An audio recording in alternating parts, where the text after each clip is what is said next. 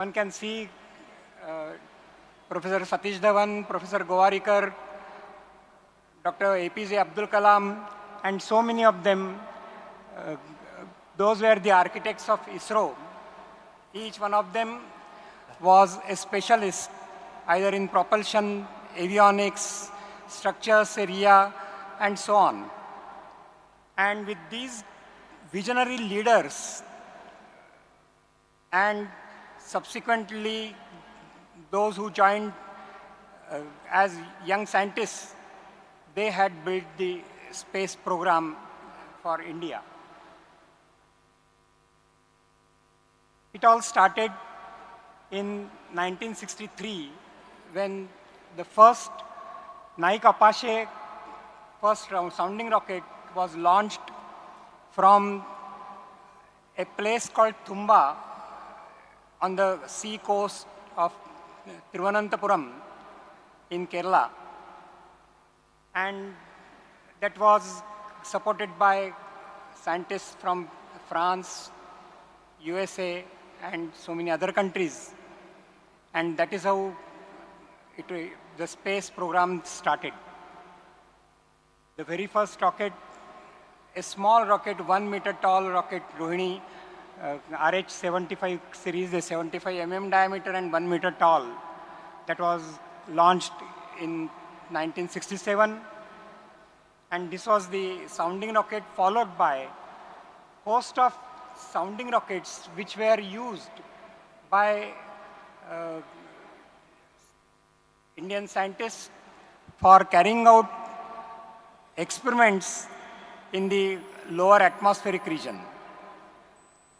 And one can see the St. Mary Magdalene Church in Thumba, the only permanent structure where all our scientists had camped and conducted their experiments on the sea coast of Kerala. Now this was the story up to 72, 75, but these were only sounding rockets. Subsequently, we had to move on to get into launch vehicle development, where one could actually place the satellite into the orbit and useful payloads can be mounted on those satellites. Started with very, very humble beginning. SLV-3 program was directed by none other than Dr. APJ Abdul Kalam, and this is the SLV launch vehicle with 17-ton lift-off weight with only 40 kg payload in low Earth orbit. That is around 250 kilometer orbit. We had designed the vehicle. One can see that subsequently from SLV to ASLV, PSLV, GSLV, Mark III, and small satellite launch vehicle, this is the progress made in next 5 decades. And now we are even developing a Gaganyaan, which will be for the new missions. One can see that the lift-off weight from 17 ton to 640 ton of LVM-3.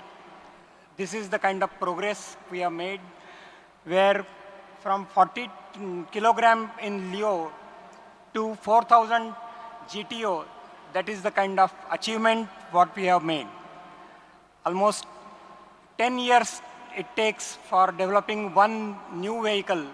So over a period of 30, 40 years, 4 more vehicles were developed, and out of which these 3 vehicles are the most successful, or rather operational vehicles as on today.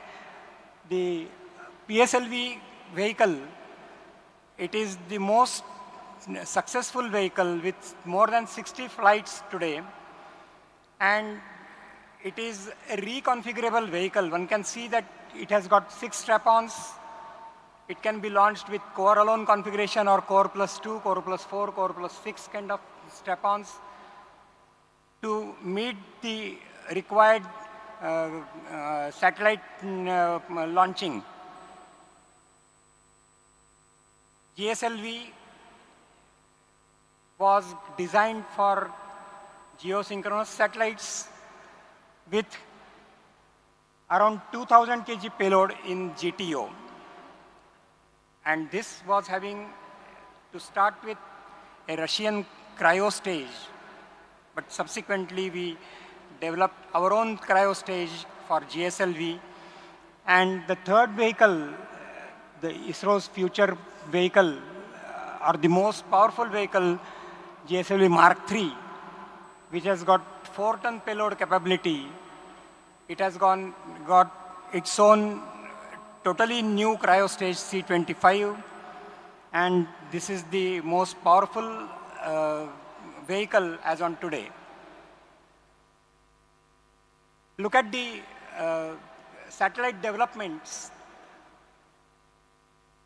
Aryabhatta, Bhaskara, Rohini, Apple, these were the satellites in the early period between 75 to 80.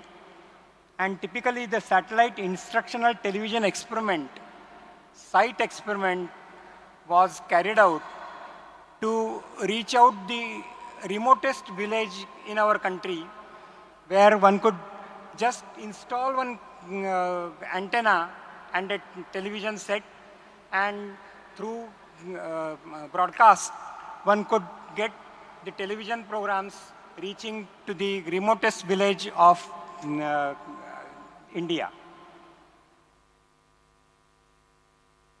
Subsequently, we have been developing a host of satellites for different needs: remote sensing, cartography, communication satellites, weather satellites, communication, and so on.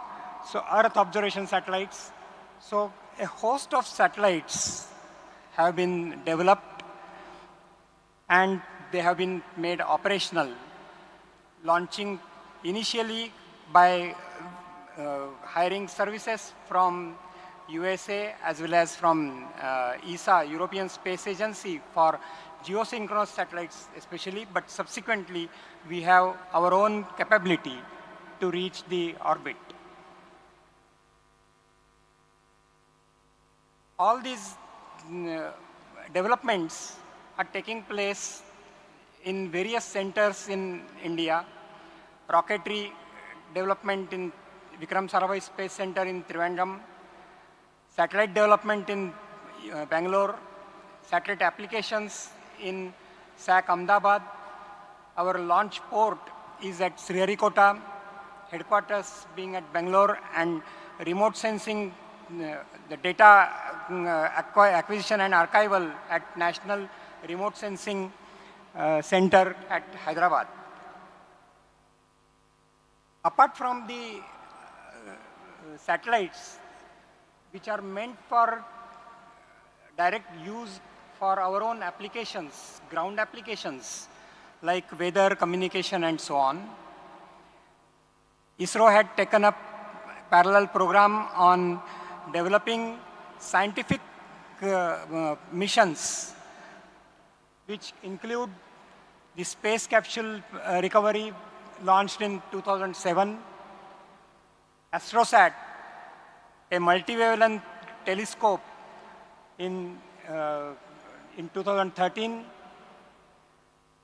then the Chandrayaan series, starting in 2008 itself. We have Mars mission Mangalyaan and Aditya L1, which is sent for studying sun.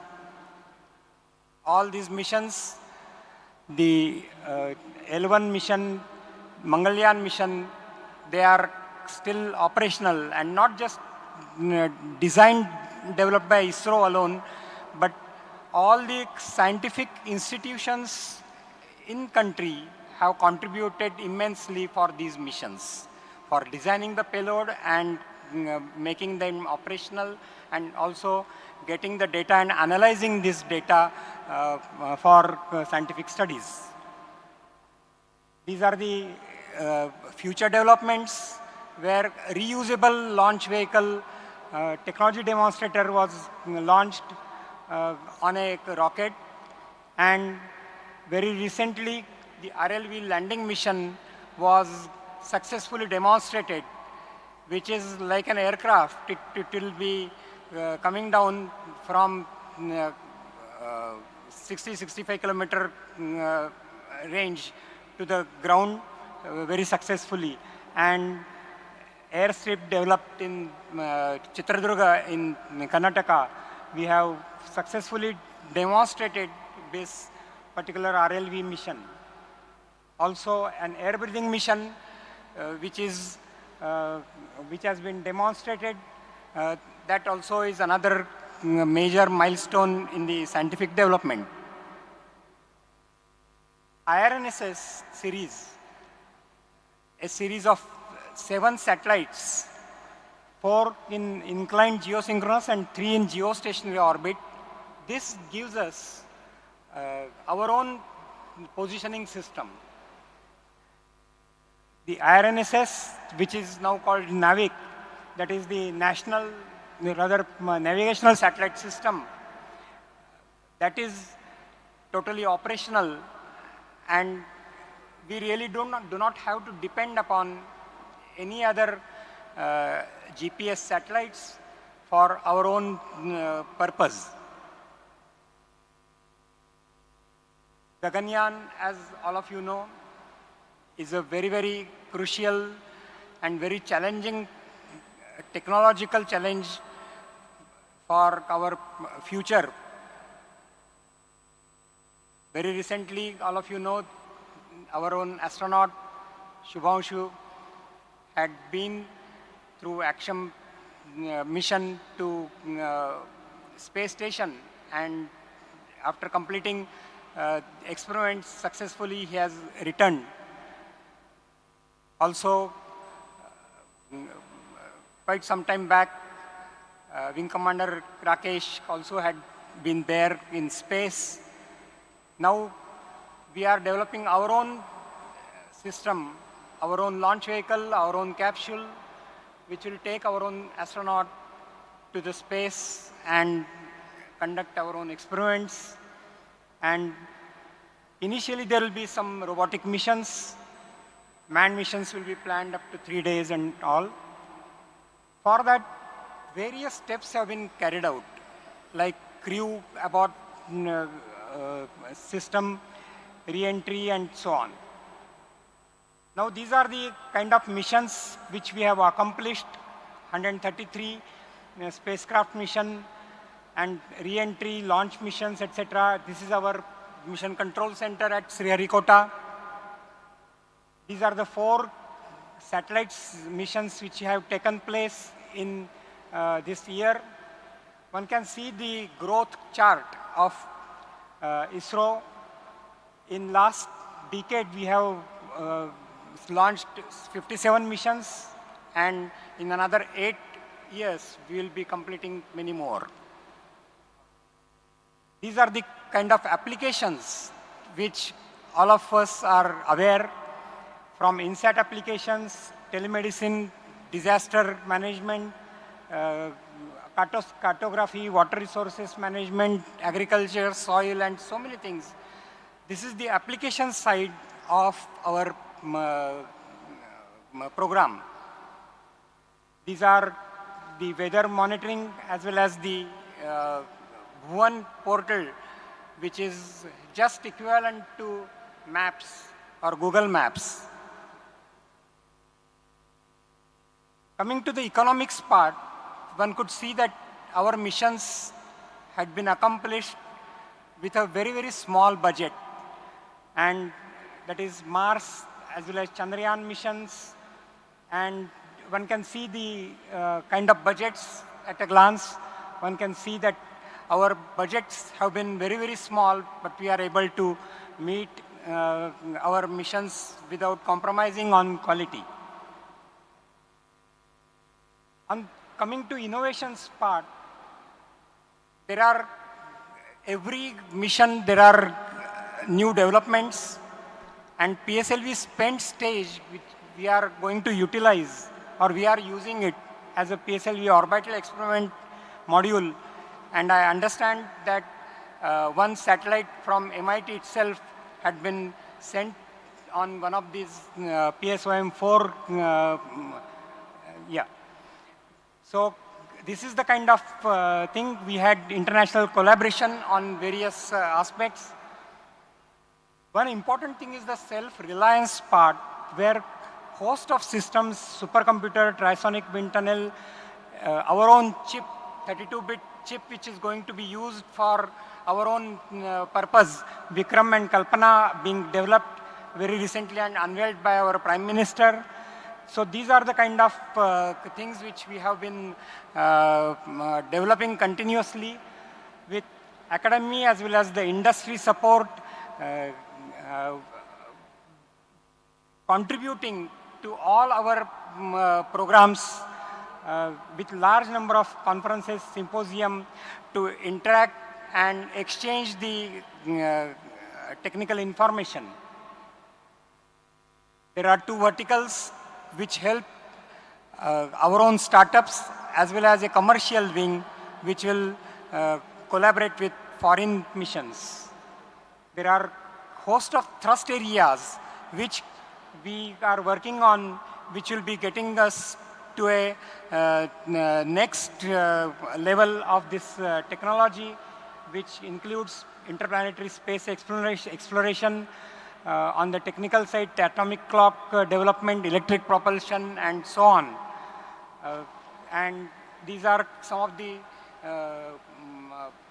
big missions which are waiting in the queue, and Indian space program is really working for all these missions parallelly, and very soon you'll be seeing the new landmark missions coming up. And this is the technology roadmap with Chandrayaan, with Gaganyaan, and developing our own Antariksha station in due course. And by 2040, 2047, we will be having our own launch base as well as the Antariksha station in space. So with this, I will conclude my talk. Only one thing I can say, our motto is to strive, to seek, to find, and not to yield. And sky is not the limit. Jai Hind. Thank you. Thank you. Thank you so much, sir. As he rightly mentioned, to strive, to seek, to find, and not to yield. Sky is not the limit. Yes, thank you. I'm so sorry. We would be very happy. Ooh, this is interesting, isn't it? Let me go back here. We would be very happy to let you, sir, talk for the rest of the day and, in fact, into the rest of the night. Am I right? Would we like to just spend the evening listening to this amazing brain talk about space, the future? I was cheering on Chandrayaan from London, watching it in real time. It is an absolutely amazing thing that you do. Thank you so much for joining us. A lovely round of applause for our space expert. Thank you. Now, you may notice that we are resetting the stage because the first debate went so well. There was fighting, well, mental fighting, not physical fighting. There was all kinds of emotions all in one go. So as we reset the stage, you might notice that we also have a throne behind us, and that is for our referee as we hit debate session number 9. It's all about AI and education. And we spoke about AI earlier, didn't we, on our We certainly did.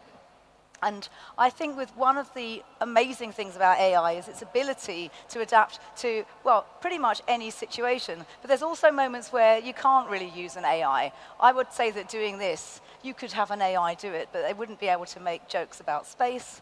You know, it wouldn't be able to fill for a few minutes while the stage is set. It wouldn't have the human touch. It wouldn't have the human touch. But somebody who does is, of course, the referee for our amazing debate. What I'm going to do to save some time is to invite Professor Andy Mir and the teams onto the stage at the same time. So, ladies and gentlemen and distinguished guests, please will you give a warm welcome to Professor Andy Mir and debate teams A and B. Please come on out. That's right, a lovely afternoon round of applause. It's warm, but there's coffee. That's what we like to do. Come on out, team. Thank you so much. Team A we have here. It's a pleasure to have you. Team A. Let me introduce Team B. you to the members of our team. Ms. Mayuri we are. Mayankar, Professor Dinesh Singh Thakur, Dr. Anuradha Yenkikar, Mr. Vishvesh Modikoikar, Mr. Ganesh Soni, and Mr. Salim Huzefa. Ladies and gentlemen, may we have a huge round of applause for our referee and our teams. Now, is there anything we need to do before we let battle commence? Of course. I would like to request Mr. Ganesh Kakandikar sir to kindly come up on stage and felicitate all our team members. Wonderful. Whilst this happens, let's move to one side. I'm going to suggest that side because there was a squeak when I did that side. So let's come over here. And a special mention to the sound team, who any engineers among you will know the challenge of creating intelligible sound from this massive, giant, beautiful dome and all the echoes that these hard surfaces represent. It's an absolute miracle, I think. So excellent work, AV team. You're doing brilliantly. So, Andy, whilst the felicitations are going on, please refresh us of the rules of our debate on AI in education. Maybe even tell us a little bit more about it. I could do, absolutely. So you are all familiar with the format by now. Earlier, we will have a similar sort of format to earlier. We had a 5-minute presentation from each of the teams with their initial positions. Each will then get a chance to offer a rebuttal to the other team. And then at the end of that, we will see where we end up. And as you say, LJ, the discussion today is about the impact of AI on education. A subject very close to my heart. In universities, we have been talking about this a lot. Will AI be to the detriment of how we learn, how we discover, and what we know? Or will it help us take humanity to a next level, a step in our cognitive evolution? That's what we hope to find out today, and I'm looking forward to seeing the debates. Yes. I actually do a lot of work for the United Nations AI for Good Global Summit, which is hosted in Geneva every summer. Last year I was here in India giving a performance with an Indian musician on AI-generated tabla, and it was really good fun. So I think AI used responsibly can definitely change the world. I would be in the transformation camp. What about you? Would you be? I certainly feel that education in the age of AI is the perfect topic for university students because most of us are engineers here present for the World Technology Summit. And I think everyone is looking forward towards what AI has in store for all of us. And we're all so curious how it unfolds. Yes. I am so ready to delve deeper into this debate. Well, back in 2015 or something like that, I jammed with an AI heavy metal bot, a robot. And one of the things that I found is that it's terrible at improvisation. It's very, very good at creating intricate and difficult patterns, but it does not listen to the human. And so human in the loop is a pretty important part of this. I think we're going to go, we shouldn't be having this debate. We should be letting the students do the debate. We should. And I think we are probably nearly at the end. Done with our felicitations. This is wonderful. And as this continues, we're going to look forward to Andrew Fagan, who will be talking after this in our penultimate session. Wow. It's quite impressive. There's a lovely lineup of people to enjoy until we have our very end, and then a beautiful reception, I hear. Is that right? We get to enjoy ourselves and meet all of you.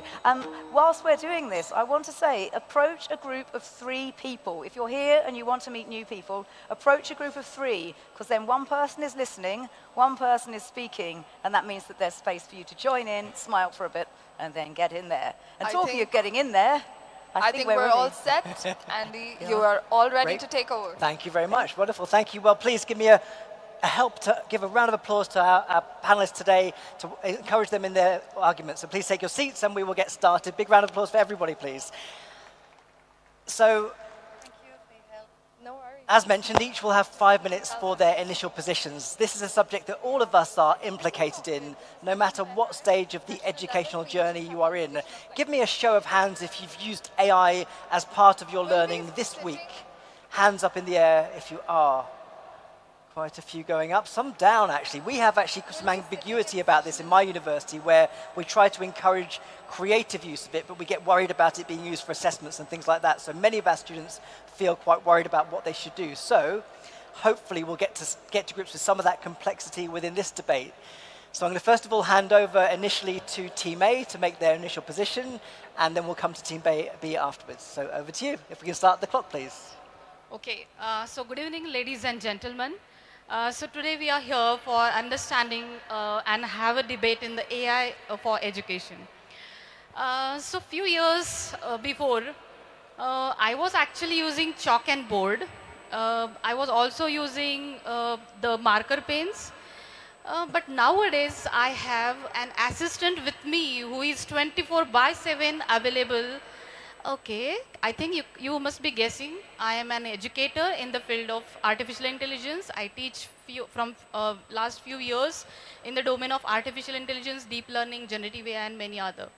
So I think we can start with the opening statement. So artificial intelligence for the field of education. It is really helping us for personalized learning via different platforms like Coursera, Khan's Academy, and many other such platforms who are helping us for the personalized learning. It is accessible for everyone who is sitting maybe at Harvard University, also at the rural areas. There is equity. The same content is provided to all the children, whoever is sitting in Delhi, as well as whatever is the location, and accessibility is also there. So that is the role of AI in education. I think, yes. Thank you very much. Okay. Very swift, and then we'll move to Team B. Okay, so we are, talking in terms of how AI is causing certain issues with education. Okay, so I would like you to imagine a small bird which is thrown out of nest for the first time. In an animal kingdom, that's what happens when the bird is bit matured. It is thrown out.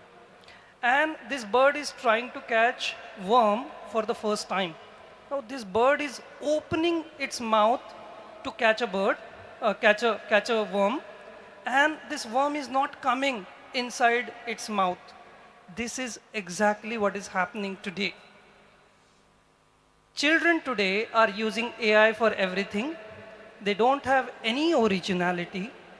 They don't have critical thinking skills. And that's what is missing. Let me give you an example. I come from an industry, a software industry. We use GitHub Copilot every single day to write our programs. But when an engineer is required to debug the code, to find out the issues in the code, this engineer is unable to do it because all he knows, all he has learned so far is to click on a button, let AI fix it. He doesn't know how to fix it. That's one of the issues we are facing in industry. That's one. Then I have a simple, difference opinion here. There is a difference between innovation and creativity. To give you or to help you understand, having a wheel is innovation, completely new, haven't thought of idea before. While creativity is taking an existing idea, taking to the next level. With AI, and most of you already know how AI works, it works on existing data, takes it to the next level. It mixes and it takes to the next level by mixing two things together, create a third one. That's what is happening. So AI is nothing but mimicking the pattern. That's the second point I would like to bring in. Third is widening inequality. I was reading one of the Economical Forum article. The average income throughout the world, 70% people in the world makes about $35,000 a year. That's the average income. Now, how can a lot of people who are having an annual salary of $35,000 a year can afford $20 ChatGPT subscription for everybody? It's very difficult. So people who are having an access to ChatGPT or any standard LLM tools, they will have an edge over others who doesn't have an access to. That's another point. Then there is a bias in accuracy. I just would like you to search name Ganesh Amit Kumar Soni and search on a ChatGPT what is the birth date of this particular person. ChatGPT or any AI model for that sake will give you some answer, and this person doesn't exist at all. So that's a hallucination. Yeah, even if ChatGPT doesn't know the answer, it will try to give an answer. That's another problem. And the last point I would like to change or close my statement with, and I think I still have 1 minute, so that's a good point. In an industry, what we are dealing more is social or how to handle team or how to work in a team kind of environment. Student these days, for everything, they are using ChatGPT. For any small problem, individual project building is becoming a next role. They are working in silos. And they don't know how to work with teams. They don't know how to handle conflicts. They don't know how to collaborate with others. Those are certain issues, those are certain challenges we are facing with the AI coming into the picture. I'm to the spot. Thank you. Thank you very much. So a big round of applause for our opening positions, please. Okay, so we now will move to the rebuttal. So what I've heard so far is on the argument in favor of AI in education, there are huge efficiency gains that we can make that can take our learning and education to the next level, which is great for humanity. We can solve things like drug discovery, whatever it is. However, on the other side, the concern is it might short-circuit the entire learning process by doing that. So, with that in mind, I will hand over to Auntie May for your rebuttal. Yeah. Very good evening to one and all. My dear friend very nicely narrated, right? I will call him anti-AI. Sorry to use this word. Right? Why am I saying so? The reason is that we have one saying, need is the mother of invention. And in India, sir, we have got a legacy story, Eklavya. What does it mean? I'll narrate you afterwards, but just everybody, the audience is very much aware of the Eklavya. When you can learn out of a statue, and when you are mimicking the same statue to teach you, that learning level goes manifold up. That is the strength of this artificial intelligence. Second important thing is that in education system, when you are addressing 30 odd, 60 odd or 100 odd students, you cannot reach out to each individual. Whereas this AI tool, which is like a, full of potential, I can reach out to each individual student, understanding his, her strength and shaping his future for betterment. What happens in a 60 odd class or 30 odd class? Because of the shyness, because of the introvertness, student may not able to dare to ask the question. Whereas through AI, I can understand, I can try to know what is going on in his mind, and I can see to it that, okay, I can identify this particular lot of the students requires some extra stuff, which I can elaborate it in no time. Reaching out to the student made our life so easy, and today we are seeing so many happy faces just because of the AI. Thank you very much. Thank you very much. Okay, I think Sir and Ma'am have covered everything, but I would like to build upon what Anuradha Ma'am said. So we started off with AI as a transformation technique for all the students of our age, and even the age of students from 5th grade. I've seen people say they are benefiting from using AI. So how do they do that? My first argument would be personalized learnings. Was this available in traditional training? No, I don't think so. That is what Sir said just now. We are focusing on personalized training using AI tools. Tools like Coursera, Duolingo. They help us to personalize and customize training for us, and also provide feedback on which the students can build and improve themselves. Coming to my second point, which is the accessibility. As Ma'am said, right now AI tools have made it possible for everyone to access anything and everything from anywhere. So the student who is staying in a rural village and the student who is studying in Harvard have access to exact same material, giving us the equity that we have wanted from all the ages. Next, I'm moving to a very crucial part, which is, I would like to say, people who are visually impaired. For them, AI works amazingly. I have seen and gone through some studies of a tool that Microsoft built. It's a reader tool which uses speech to text and text to speech. So this helps people who are visually impaired to get the access to the knowledge which they cannot get. And I would like to end with a point that we are living in the age of AI. AI is not happening tomorrow. It is happening today, in this moment where I sit and stand today. So I think I need to be on the track of AI so that I don't fall behind in my future. Ethically, if we use AI in the right manner, it is the biggest blessing of technology, I would say. And I would like to say this was a very great opportunity for me to stand with AI. Thank you. Thank you very much. A big round of applause for the rebuttal from Team A, please. Fantastic, well done. So we will now move to the rebuttal from Team B. So over to you both. Yeah. So, good evening. And very good points you have said. Ma'am, you spoke about access to content, okay, and availability of content for everyone. This is what AI can provide. It can help you to sequence the things or give you recommendations. But the ability to learn is a human ability, okay, where no tool can work. The ability to reflect, the ability to assimilate, connect the dots and create something new is absolutely a human faculty, which no AI can do right now, maybe in the future, we don't know. Secondly, sir, you mentioned about, what you call, it is helping the teachers, because you cannot attend to all students. I am myself grounded, in Indian philosophy, and let me state two aspects. If you are sick, okay, and you go to a doctor, the faith on the doctor is a necessary condition for you to get well. And similarly, when you are learning, respect for the teacher and access to the teacher is the necessary condition for you to learn and become knowledgeable and gain wisdom. So while the tools can give you a lot of information, but the wisdom will come from the teacher, from the respect, from the age-old Indian philosophy that we have been following. So yes, the tools are there, but life is much beyond that.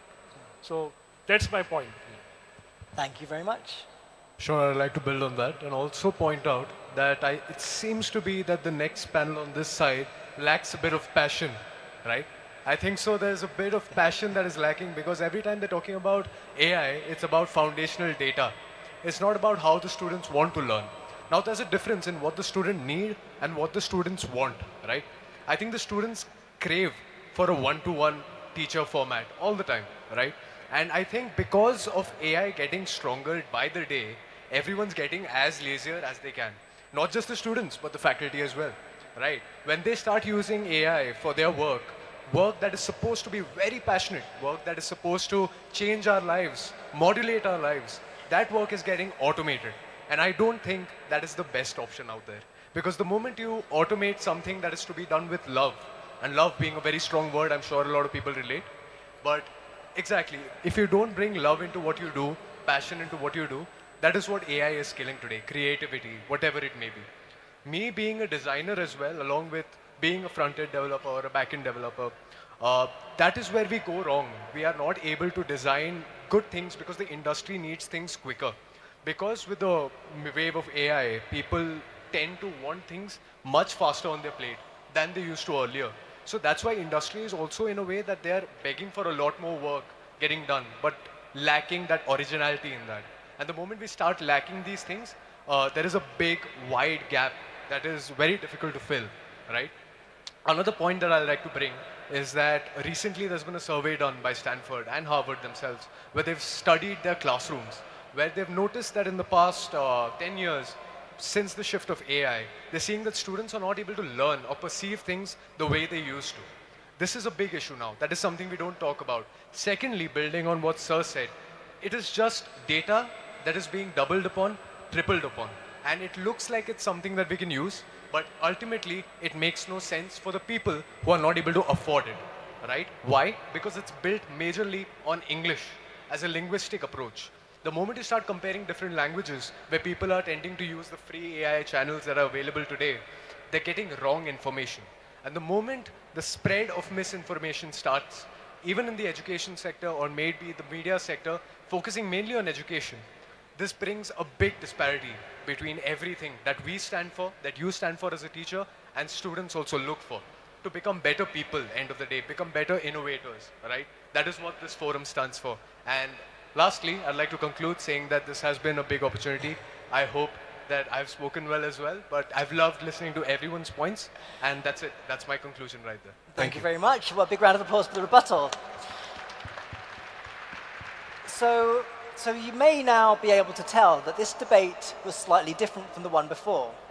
The previous one was all students, and on this one we have a student, a faculty member, and a representative from industry, which really reflects where we are in the world today and where we are with world technology.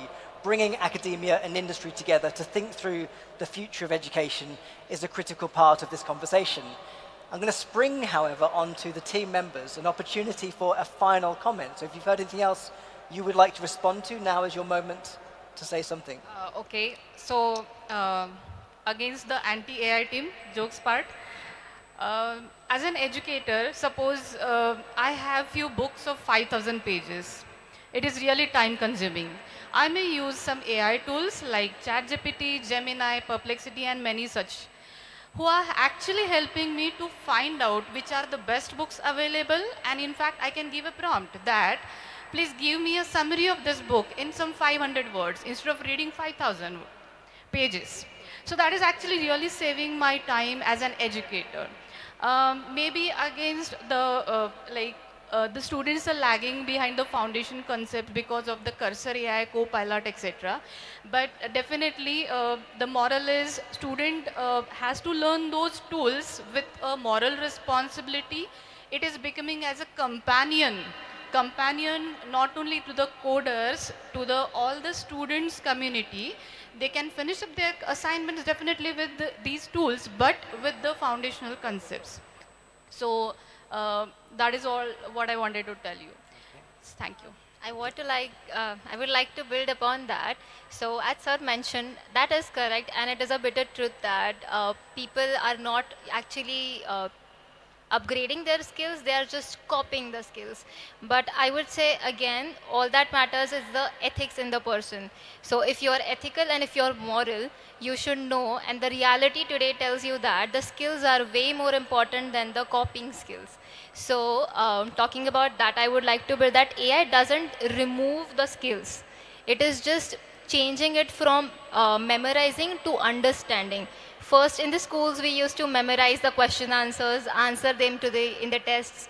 But now, we just go through the content from the ChatGPT or Perplexity, as ma'am said, and then we try and put that in a way that we personally want to do that. So that is basically understanding and learning the things in a new way. That is all I like to say. Thank you. Thank you very much. And Team B, a final comment from anyone in your team? Yeah.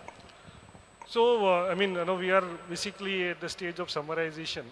So my view is that, okay, it's a tool. Comparing it to driving, if you don't know to drive, but if you have a Ferrari, okay, you are going to go and ram somewhere. So the fundamentals need to be in place. Okay, whatever subject you are learning, you need to go to the deep, and really put on the effort. Information, courses, access, everything is there, but it's just a tool. Okay, we should look at it as a tool. Having a calculator doesn't mean that you know maths. Okay, having a spreadsheet doesn't mean that you know finance. So it's similar. It's a tool. It's going to help, but we need to understand that we are humans, and learning is a human faculty, and we need to strengthen it and give it the time to really learn, understand the fundamentals, so that we become strong in whatever we are doing. Tools will help you later on. Thank you. Another point I would like to add, as ma'am was mentioning, 5,000 pages book when you read. I remember, because when I was graduating, I haven't had AI. So I used to go through those research papers. I still remember during my PhD days, I had like such a bunch of research paper I used to go through. And although I may not be getting everything from everything, but there was learning, there was wisdom, and a lot of other things today what I'm speaking, which is coming from that particular learning, that particular reading, which is missing today. Now, you try using ChatGPT 5 deep questioning and normal pro version. Yeah, that deep research takes more time. So you use it 2 or 3 times, afterwards you will switch to normal GPT again. Why? Because we have lost the sense of emergency. I want answer immediately in the format I would like to have. Try asking any question about, say, yourself. Okay, I am feeling that I'm a great speaker and this is what I would like to do, this and that. ChatGPT will always support you. Try doing that. Okay, it's a very scary.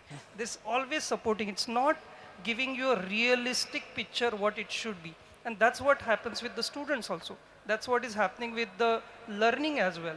When they are doing something, ChatGPT is guiding the entire conversation. It's not really telling you what's the reality, how it should be, and making the students critically think about it, and there is a difference between information and wisdom. Having a wisdom is missing. Yeah. And we are losing mind muscle in a big way. Yeah. I'd like to add a last statement there, just to build upon his point. What he said also leads to social imbalance, right? End of the day, people have social anxiety. They're not able to talk to people. In their generation, today, if you see, they might be able to easily talk to people than us. Because it's difficult for us to go around and talk to people because of AI. Because as you mentioned, you move around a 5,000-page report through ChatGPT, but not by asking someone who might know about it.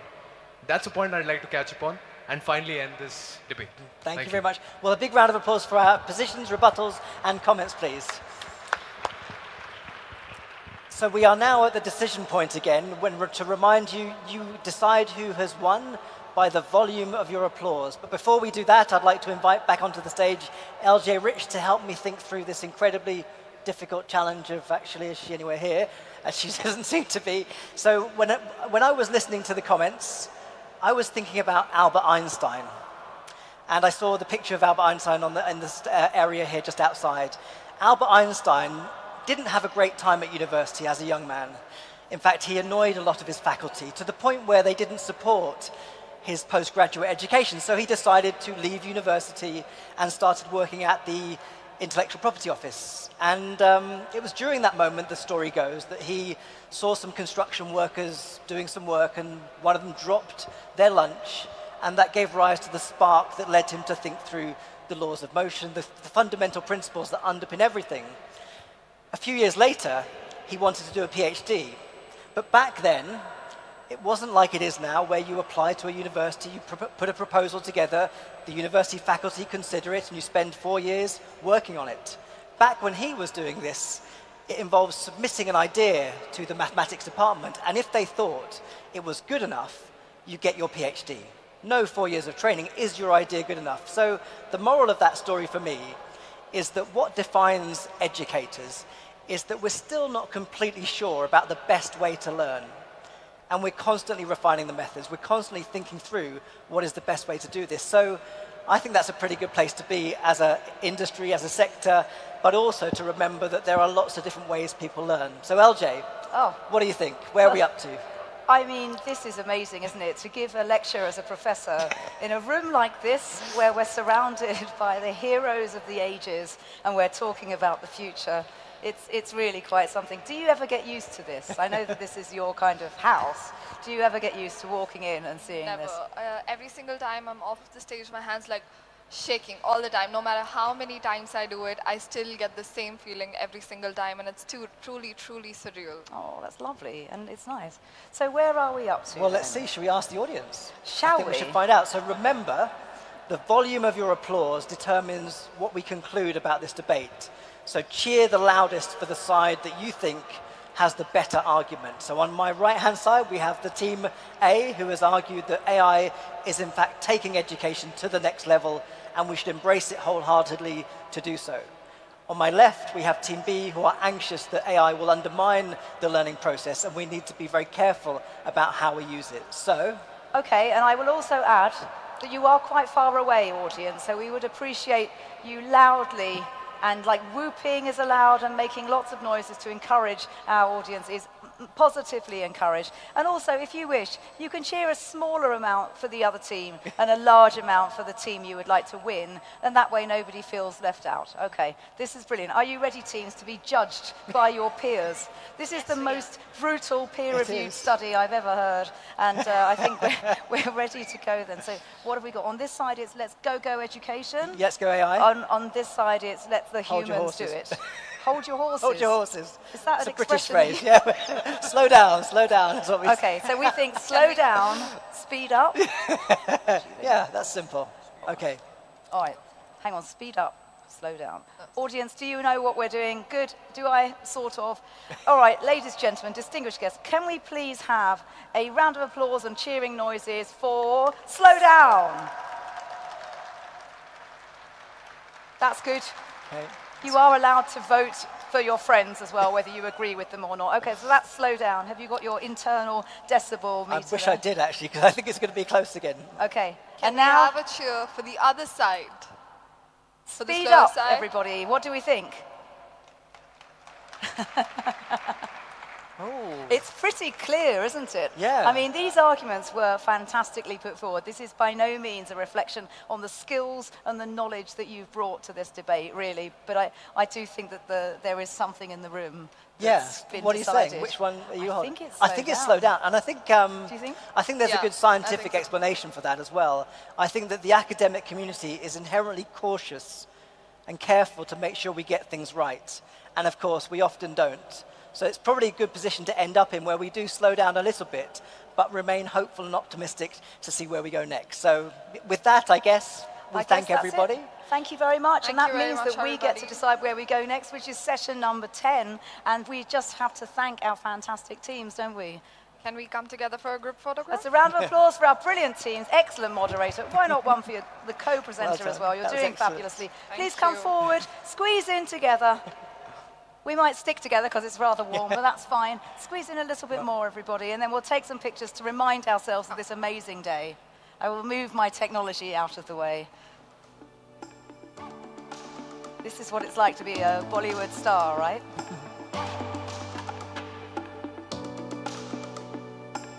Okay, I think Thank we're you, done everyone. with the pictures.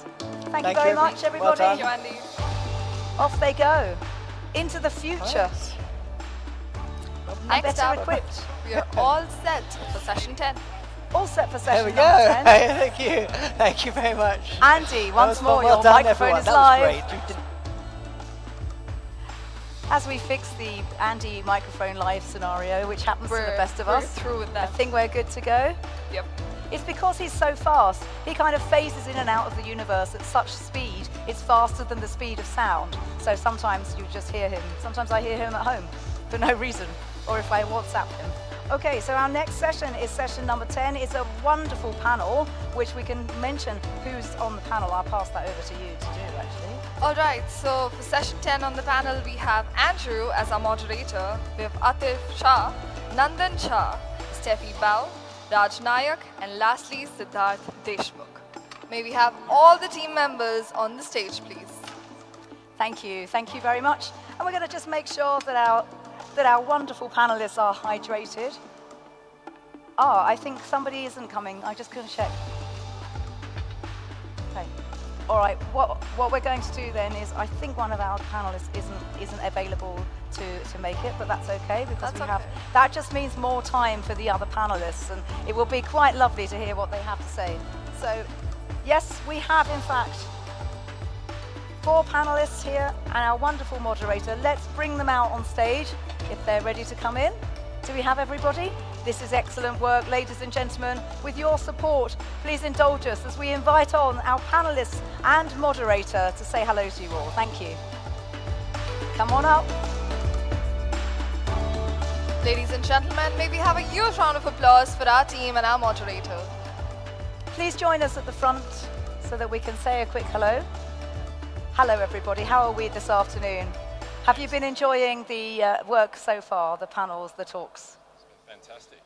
Glad to see everyone's still attentive. Excellent. You haven't got your microphones yet, but By it's the going to time- be over to you, I think, to tell us what happens Thank next. you. So now I would request MIT WTPU team to kindly felicitate all of our guests. And for the same, I would like to invite Dr. Ganesh Kakandekar sir to kindly come up on stage and felicitate our revered guests.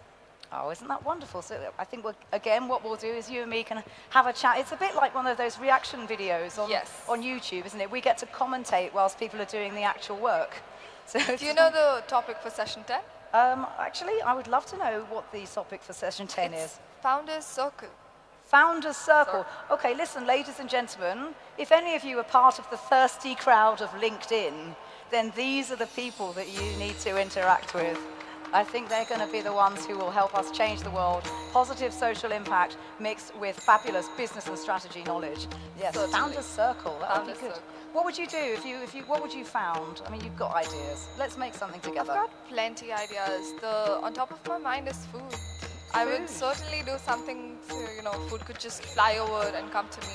Oh, that's an interesting one. That's far-fetched, but someday it might be possible. Someday. There's so much in the world of life sciences and food provenance as well. I know some people who are doing genetic sequencing to determine where a seed comes from. And there's all kinds of fantastic stuff going on in that area. I feel like, though, everybody in the audience will know this already. It's lovely to have such a technical audience. Sometimes when I give talks about AI and technology trends, I come into a non-technical audience and it's like, I bring fire to the masses. Whereas when you have a technical audience, it's very different. It's very different. What do we bring that's a little bit different and extra? It's like we are gaining from them, and it is our privilege to be standing amongst you. Yeah. Do you know, I can talk, whilst they're doing this, I can talk about 2009 when I drove I drove an autonomous vehicle for the first time. So probably about 10 years, maybe even 15 years before anybody else. I got in the car on a secret test track in Sweden, and they put me behind the wheel, and then they started and they said, you can let go of the wheel now. And then we turned around at 50 kilometers an hour and the car drove on its own, and it was very scary for about 1 minute. Then I remembered how to be a passenger. And we trust that technology so implicitly, you just forget that you're in a car that's being driven by a machine. That is a very cool story to tell, I must tell you. Oh?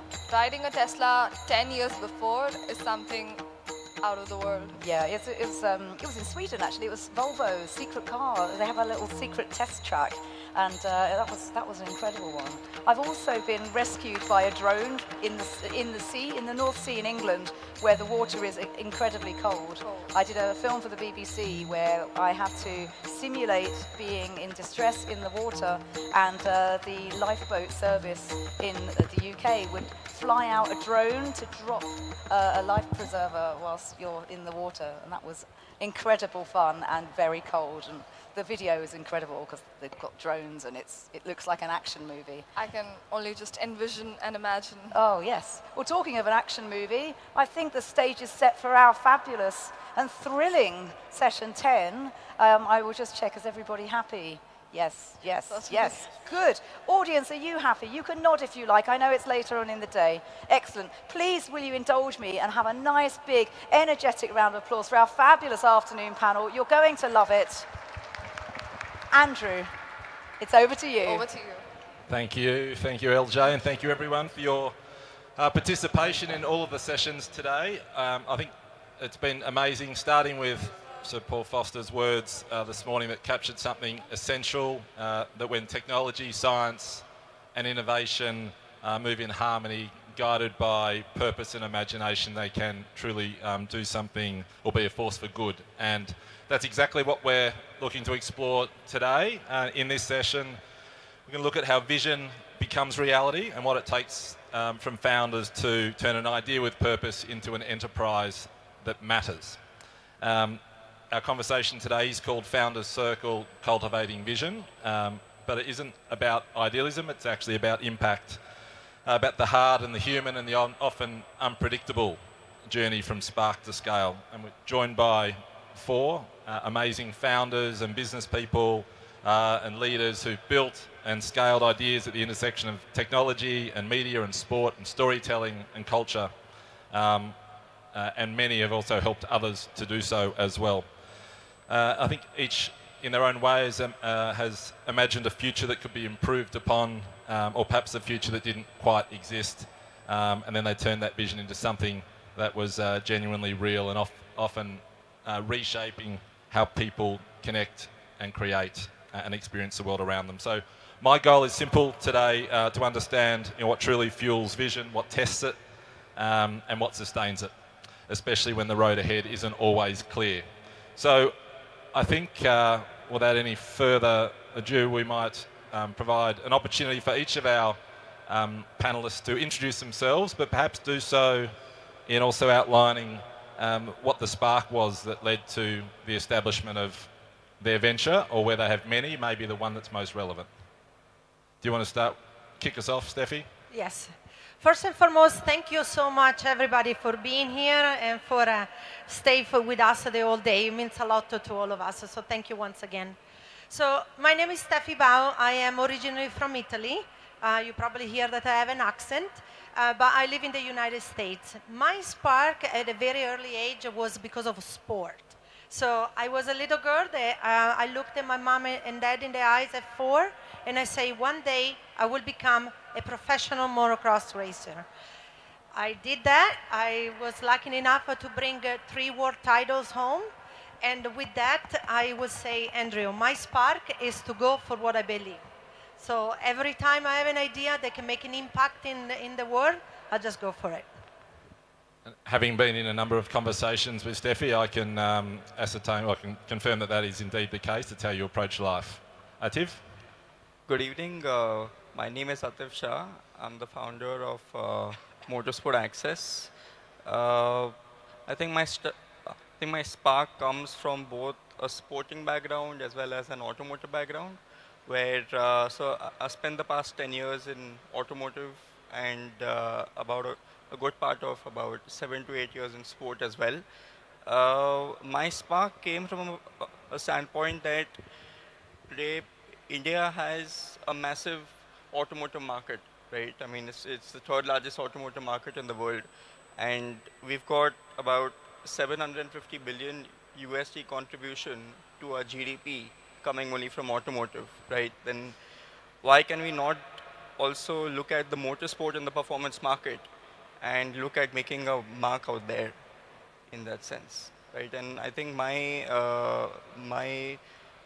approach to an impact would be, I mean, challenge the impossible, right? Because, I mean, it's again a niche within a niche from a sports standpoint, but I'm going to change the country on the way to do it. Nice one. I wish you all the best with it. And challenging the impossible, it's a good segue to you, Nandan. You've done this a few times. Yeah, hello. Very good evening. This is a 10th session, I know. MIT, are you listening? Yeah, so this is Nandan Jha, Secretary General and founder of Gandhi Mandela Foundation, International President of IMSA, International Mind Sports Association, and founder of SOG, Skill Hub Online Games Federation. I got many chance to come here. Karat Sahab met me many times in New Delhi, and he invited me. But finally, somebody from America, my friend from Los Angeles, he invited, and he's my president. I cannot say no to him. So I'm here in this beautiful dome. I know Karat Sahab is not here right now. So you students say thanks to him to make this beautiful world-class dome.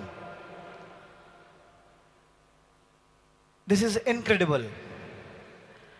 And my mentor from journalism, I'm also the chairman and editor-chief of international news magazine called Power Corridor.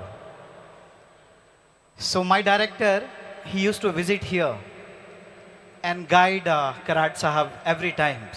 I think 10 times in a year he used to come here. He's no more, and I'm sure I will continue this. Yeah, so the spark is to make bigger than this dome for Gandhi Mandela Foundation. Mahatma Gandhi and Nelson Mandela, who stand for the peace, and from last 200 decades, nobody is bigger than him when it's come to a peace. So yeah, I want to create some things like this and bigger than this. This is the compassion and spark. In the sports, yes, I'm into IMSA and Skill Hub Online Games Federation, so the esports. I want to make India as a hub and close to Paul. So it should be close to America when it's come to our esports. I think MIT leadership, if you are listening to me, give commitment to Paul. We can host the world's biggest esports tournament in this beautiful city, in this beautiful place. Thank you. Thanks, Nandan. Sid? Yeah, hi. Good evening. I'm Siddharth Deshmukh said. I'm in the sports industry for quite some time. But just to give you about the spark, I think it was more of a shock that I got as an athlete where I could not become a professional. And that has actually taught me what I need to do, that I just need to show up. And learning from sports never go wrong. Whatever we do, I think I have listened to my coach more than my parents. And yeah, they don't like it, but yeah, that's fine. But that is how the life has shaped. I had a career in IT. I lived in US for many years, but I was in the US, and something which changed in me is basically when the US team was getting trained for London 2012. The NCAA team was getting trained in Stanford campus for 2010, 2011 timeframe. I was actually there as a recreational athlete looking at the whole thing, and I thought, if this is what the sports development is, why can't we have it in India? And by then, only IPL was happening as a professional thing in India. Nothing else had happened. I gave up the Western dream that people have. I gave up, had a wonderful life. I came back here. And since then, 2013 onwards, I have been in Indian sports, working on sports development, sports education, sports commerce, and sports content.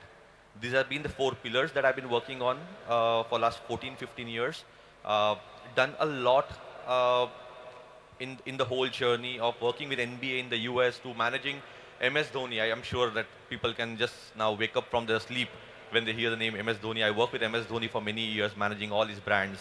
I launched the world's first esports cricket league, so now suddenly going in this area. I have launched that, I have dealt that. All doing this, I'm one of the founding member of MBA Sports Management of Symbiosis, one of the most prestigious sports management college in India that I am in founder of. I am owner of Pune's biggest grassroots football club called Rising Pune FC.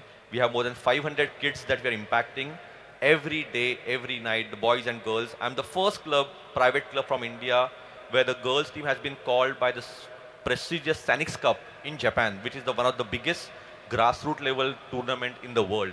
And I'm the only club from India, private club, who's been called there. So the spark is my field, but the vision, the passion is to make this passion into a proper profession for multiple people, which I could not make it for myself, and try to impact at least 1 to 8 million people or kids through sports as a vehicle and make them athlete for life. Yeah, inspirational. Now, Steffi, you've told me before that you've got a mantra that's making the impossible possible. What was a moment in your life where you lived that as both maybe an athlete and an entrepreneur? Well, first and foremost, I think everybody here can make the impossible possible, and also our great leader, Paul Foster, for the World Technology Games. But for me, it's always been believing in myself. You know, that's what it comes down to it. So when you have a passion, you have a desire, you have a dream, you know, you really find any possible way to make it possible. So that's why I like to say, to make the impossible possible. I did this in sport. I'm doing this in business right now, and I really like to continue to inspire others to do the same. So follow their passion and just keep going. Early on in one other panel, we heard that failure is part of the game. That it is true, but you crash 10 times and you get up 11. When on your way to winning 3 world titles, did you crash? Indeed. Oh, of course I did. Sure. Thought you might have. Well, I think they say that vision's easy to fall in love with, but reality's harder. So maybe my next sort of question is, what's been your toughest moment when you thought that this might not work with establishing one of your ventures? Maybe Atif, could we start with you?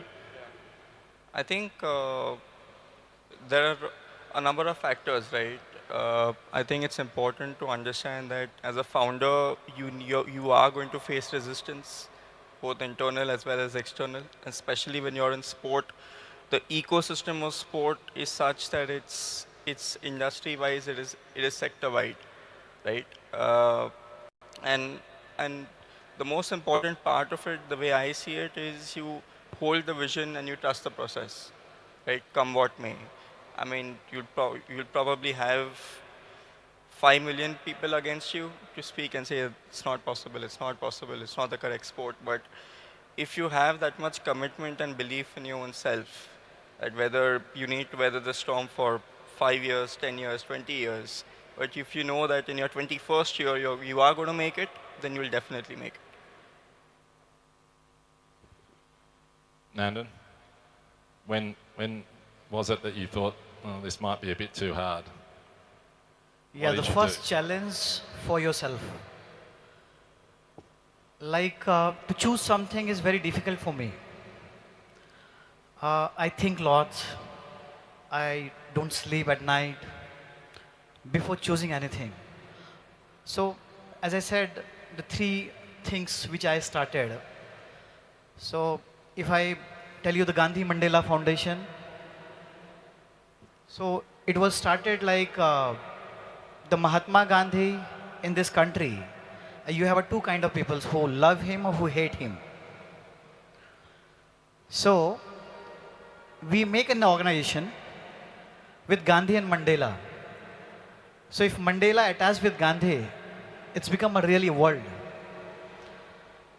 And you'll be surprised, it's become world biggest Gandhi and Nelson Mandela Foundation. So Gandhi Foundation in India, where the Prime Minister is chairman, is Gandhi Smriti and Darshan Samiti. I took my President Paul Foster at Gandhi Smriti. So this is government organization, world biggest. The Prime Minister of India is a chairman. Now the non-government organization is mine, the world biggest. Nelson Mandela, when he was alive, he made Nelson Mandela Foundation. And Nelson Mandela Foundation is only in South Africa, Johannesburg. Gandhi Mandela Foundation in 42 countries. When we celebrate Gandhi Jayanti, it's in 42 countries.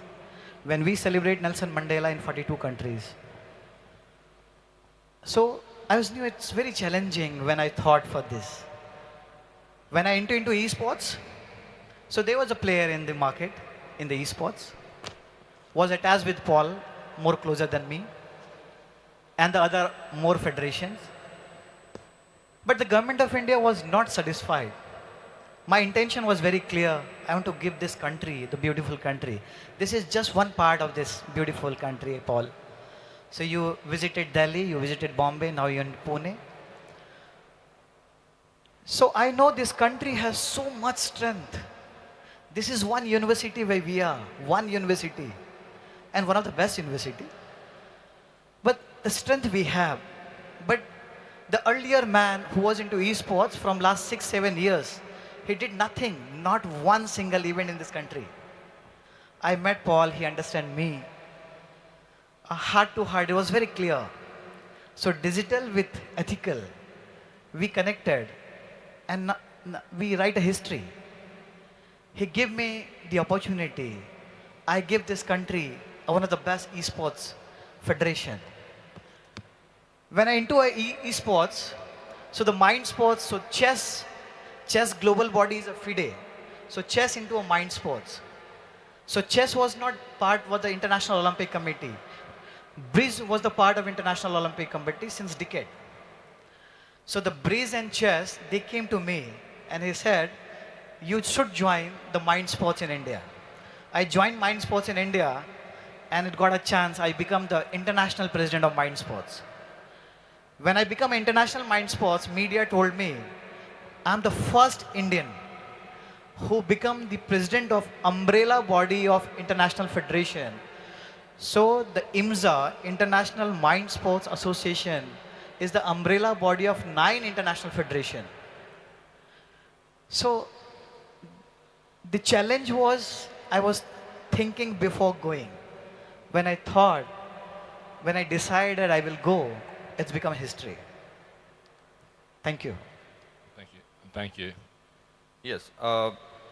Just to keep it very simple, for me it was all about finding myself. And I think in one of the sessions in the podcast, Paul mentioned that somebody finds what they want to do at the age of 55. I found at 35. And that is something very important for you to find what you really want to do. And I I'm a very big follower and believer of Ikigai as a setup and how actually it works. There are multiple things that you can do, you want to do, what people will pay you for and all those things. That is typical Ikigai setup.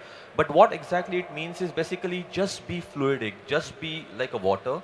You can flow, you make things happen and achieve what you want to do. When I left the whole IT industry to be in sports, I was 35, 2 kids, mortgage for car, mortgage for house, everything.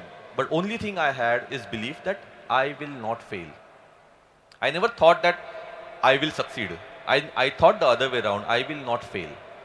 Because that was the thing that I was always thinking about. The coaches always told us, look for the finish line.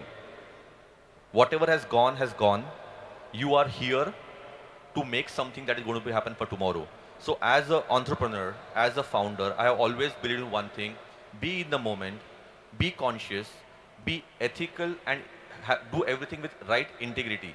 You can be at right place, right time with right intent, the things will work out for you. And that has been my journey over the years. As an outsider from the sports industry, non-commercial media side, where I am today, I have achieved really well for myself. I'm really happy.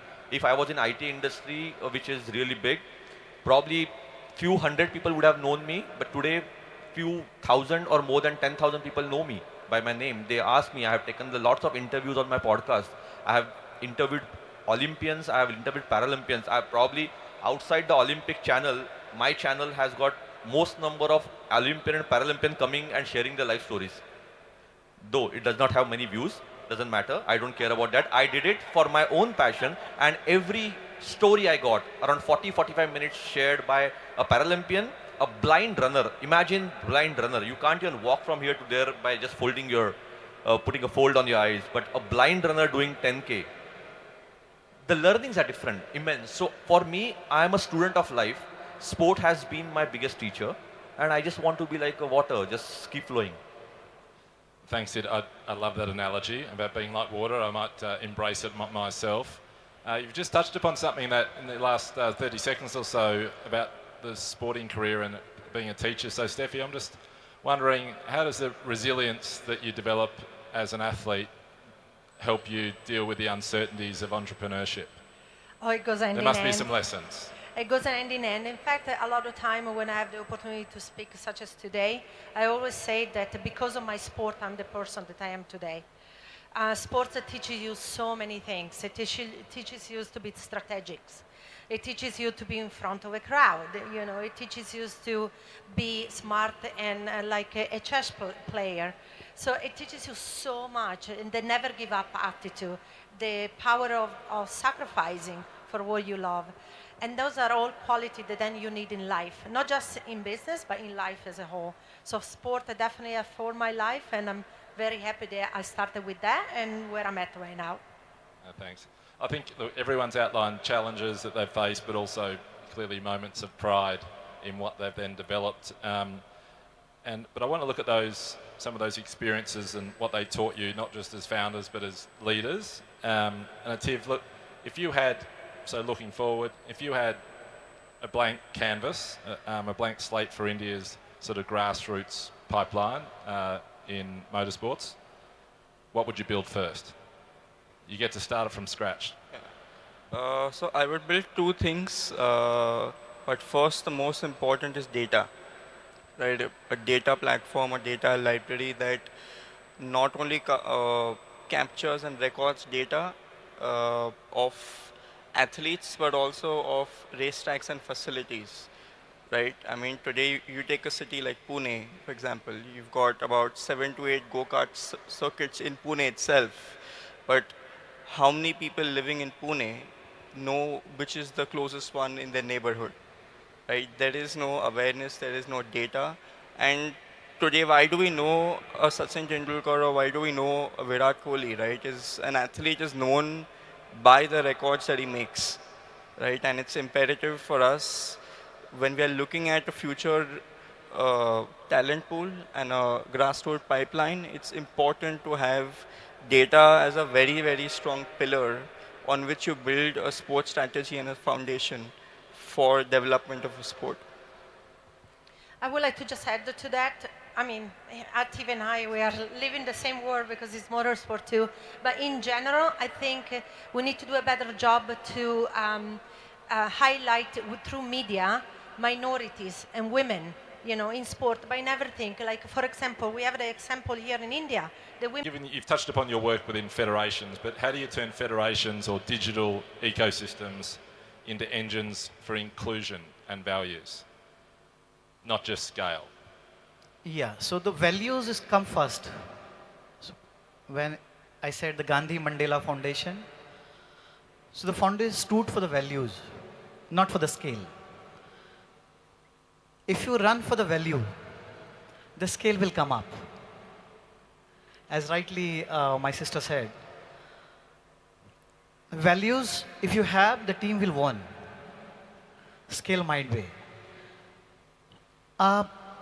So the Gandhi Mandela Foundation, yeah, since it's a Gandhi Mandela Foundation, so the values first, then the scale later. But when it's come to the sports and sports federation, that's the esports federation, here values is you think about the player, their life. So your question is valuable when it's come to esports in India. A player, their life, their future, nobody's thinking. Thinking for the medals. So yeah, here we should develop this value for the esports also. And suppose if the esports player will study in MIT, will ensure their scholarship. And if I'll secure his scholarship, he will study and he will play. And he will get medals for this country. Scale will follow up. One people will get the medals in Olympic or Asian Games. Sir Paul Foster was there. He had given medal to our children from India, our sports person from India in Commonwealth game. Bronze medal we received, the first time ever in the history, India. And our make this star with the background. Sachin Tendulkar played cricket. So when Sachin's lifted the World Cup, entire country following the cricket. Sachin saw Kapil Dev lifting World Cup, the first time in Indian history. The entire country start playing cricket, including Sachin Tendulkar. So the values created when our player lifted the World Cup, then Sachin's born. Oh, yes, we were last night together. Yeah, so, yeah, the value come first as an Indian. We are from the land of Mahatma Gandhi and Gautam Buddha. If you see this dome, everywhere is the value first. Everywhere the Om. It's come with the... So the passion, this comes when you have something incredible in India. We say, our campaign is saying incredible India. Why incredible? I'll take everybody from WTC team. World Technology Summits, an entire body, entire team who fly from all over the world. I will take it to this country and then I'll show the real value for this country. Thank you. Thank you. Pavan, welcome. Welcome. It's good to have you here. It's quite the entrance. It's an entrance befitting a Bollywood actor. I was actually on time. Went a little off course. Didn't use technology properly. So there you go. Could you perhaps just provide everyone with a background as to, I mean, particularly with regards to your life as a founder? Praveen Dabas. I've been in the entertainment industry for the last 25 years. And we founded an entertainment company, Swen Entertainment, which then led to a company, Panja Sports Private Limited, which is the IP holder for Pro Panja League, which is the biggest arm wrestling tournament in the world. And what we are attempting to do is gel one of the most primal sports, combat sports, with technology, especially in terms of what we are going to do going ahead with sensors in the tables embedded to provide real-time data analytics to fans and really provide an immersive environment which hopefully would be like a mix of physical sport and esports. So that is the idea of how do we use technology to take this very physical, primal sport to the fan of today, both for entertainment and information. Gotcha, amazing. And I think that your background in film and storytelling and now sport, I think you're well positioned to deliver on that. Sid, have you ever had to choose between a fast path and a more meaningful one? Who has not? How did you approach it and what did you do? No, see, there are always two paths in front of you, and luckily I got a good upbringing where they said it's follow the ethical path. It could be fast, it could be slow. As long as you're following the ethical path, the right integrity, you're true to yourself. You're not harming somebody in the process. I don't care about the fast path or a slow path. So I have done that. As an athlete also, while training, we have skipped some 100 meters while running at 5 in the morning. So I was just listening to Steffi when she said that a lot of sacrifices. But believe me, that time we felt like sacrifices. But right now, if I look back, those are choices that we made. And I believe in everything that has happened has been a decision taken by me, the betterment of the people around me. That's what I feel, and live by that kind of example. I missed out on the question that you asked him of canvas, right? So I just wanted to take 30 seconds on that canvas, because everybody working in Indian sports industry wants that canvas, wants that magic wand that we can make a change here. As I mentioned, I have a football club. It's a grassroots football club. Right now, as I mentioned, my girls team has been called by Sanix Cup in Japan. So all those things are there, and the reason I wanted to go take that magic wand to make sure that the Indian football can really live up to the potential that it actually has. It is not that India does not have the talent in football. For the Americans, it's soccer.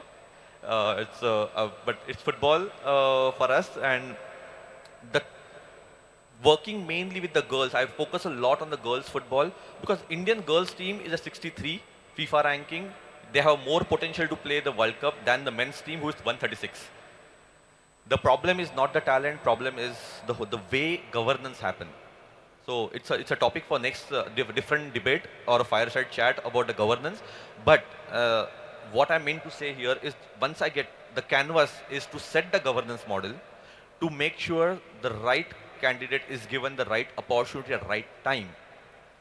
No politics happening at that level. Who gets to play and who gets to choose whom.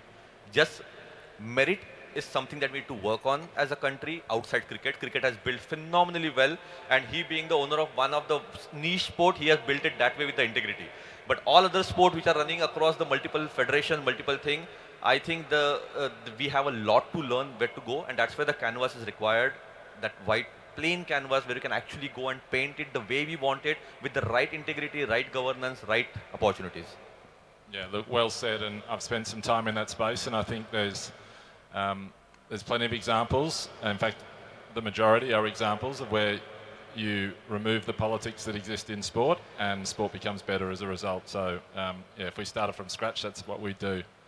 Pavan, I know you're late to the stage, and I'm going to ask you a personal question because we are talking about the human qualities of being a founder, and I was just thinking about your journey as an actor and director and an entrepreneur. I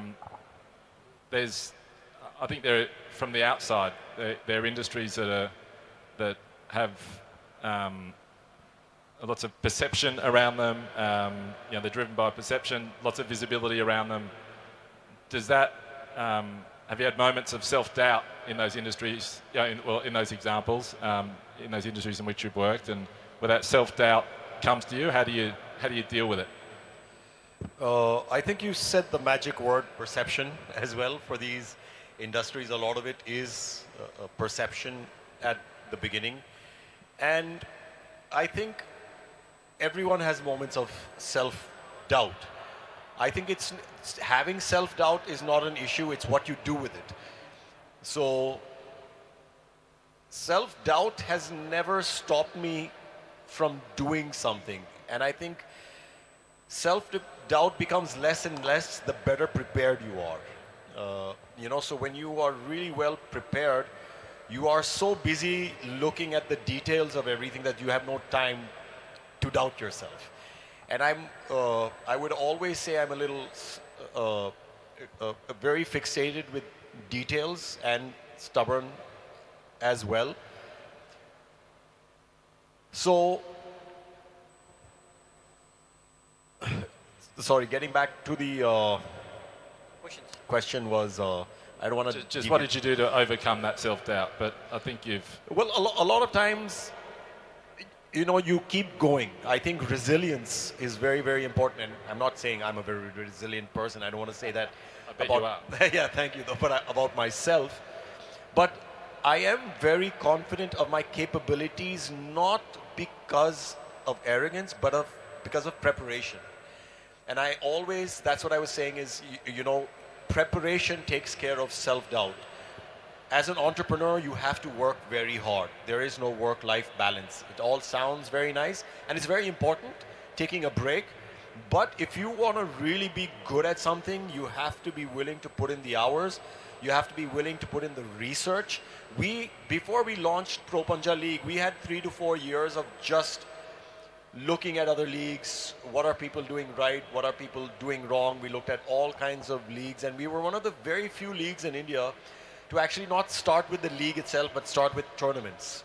Because arm wrestling, though being such an old sport and primal sport, but didn't have such a big example for broadcast.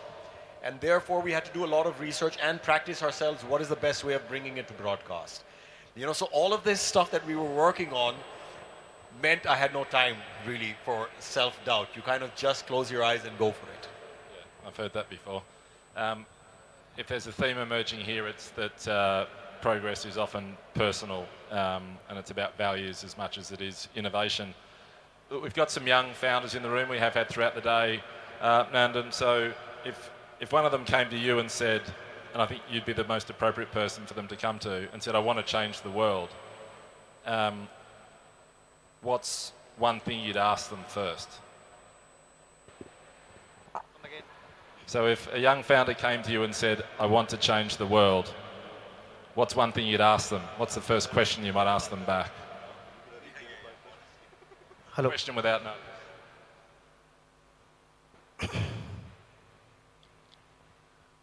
How much you are prepared?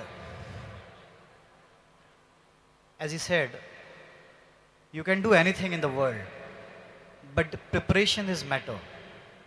As I said, I don't sleep full night when I think something. He said before starting something, he's getting prepared and prepared and prepared. So anything, if you want to change in this world, you can. Human can change anything. But then it's depend how much prepared, how much hard work you have put it into it. Well said. You might, no wonder you get along with Paul Foster so well. You might share his views on work-life balance, Nandan. Andrew, I think on the work-life balance, he mentioned. I feel all these people are doing what they love to do, even including myself. So that's why we don't talk about work-life balance. We do what we love. We love what we do.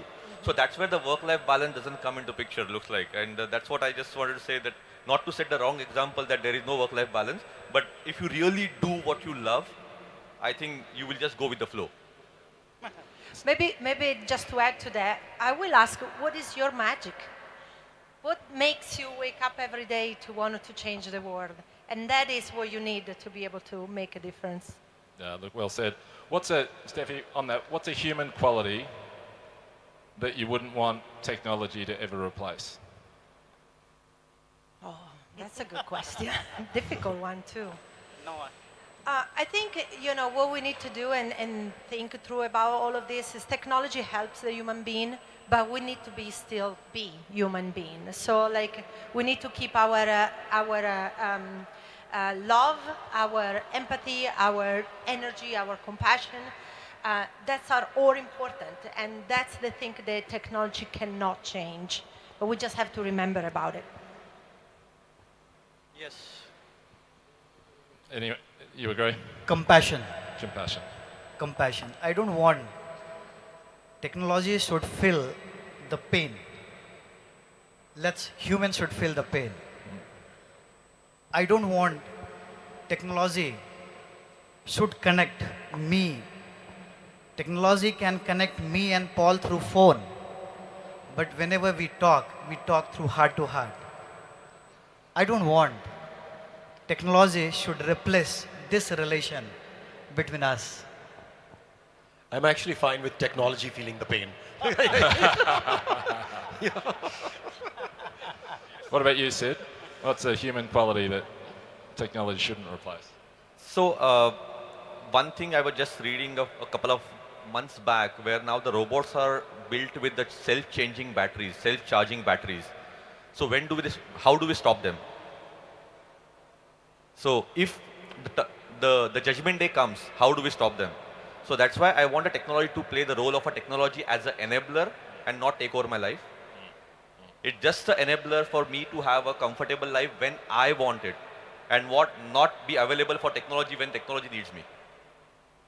That is my way of looking at technology. I was there for the AI debate that happened. I told both of them, I use AI only, the ChatGPT only for my emails.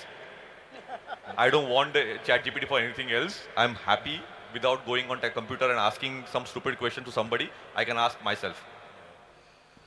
I just want to say something here about, because we're talking about technology, is we are in a country which has large swaths of it, sometimes untouched by technology, but when it is, it finds very innovative ways of using it in a way which is not used anywhere in the world.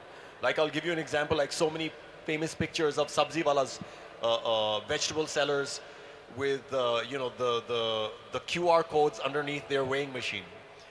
So people in everyday life have adapted it, but in a large swaths, very simple technology has also not touched the country. But when it does, we are very quick to adapt it in an Indian way. The Indianization of technology, I feel, is very, very important for us to feel comfortable with it as well. Yeah, perfect. Look, well said. And I think we're getting the wind up, so I think that's a really good place to finish. Look, thank you all for your insights and your honesty and your imagination. And thank you for the audience for being a part of this discussion. I think if it reminds me of anything, it's that technology is only as powerful as the purpose that sits behind it. You've all said that. That's how we cultivate vision and how we celebrate human ingenuity. So thank you. Thank you, everyone. And LJ, I think I'll hand back to you.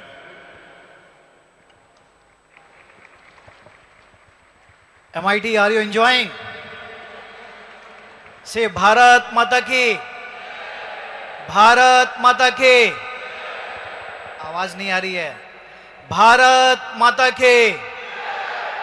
अब कराड़ साहब को आवाज गई होगी. Thank you.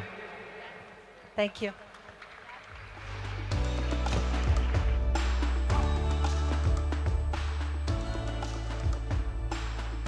It's a group photograph, please.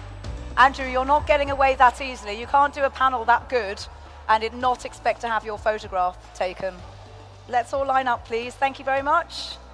Squish in, everybody. And then we have a final goodbye before we release you. Just a little bit of learning. There we go. Can we have Paul up on stage? Mr. Paul. We're going to invite Paul. We're going to invite you later as well, but there's a request to have you on the stage, as you are one of the instigators.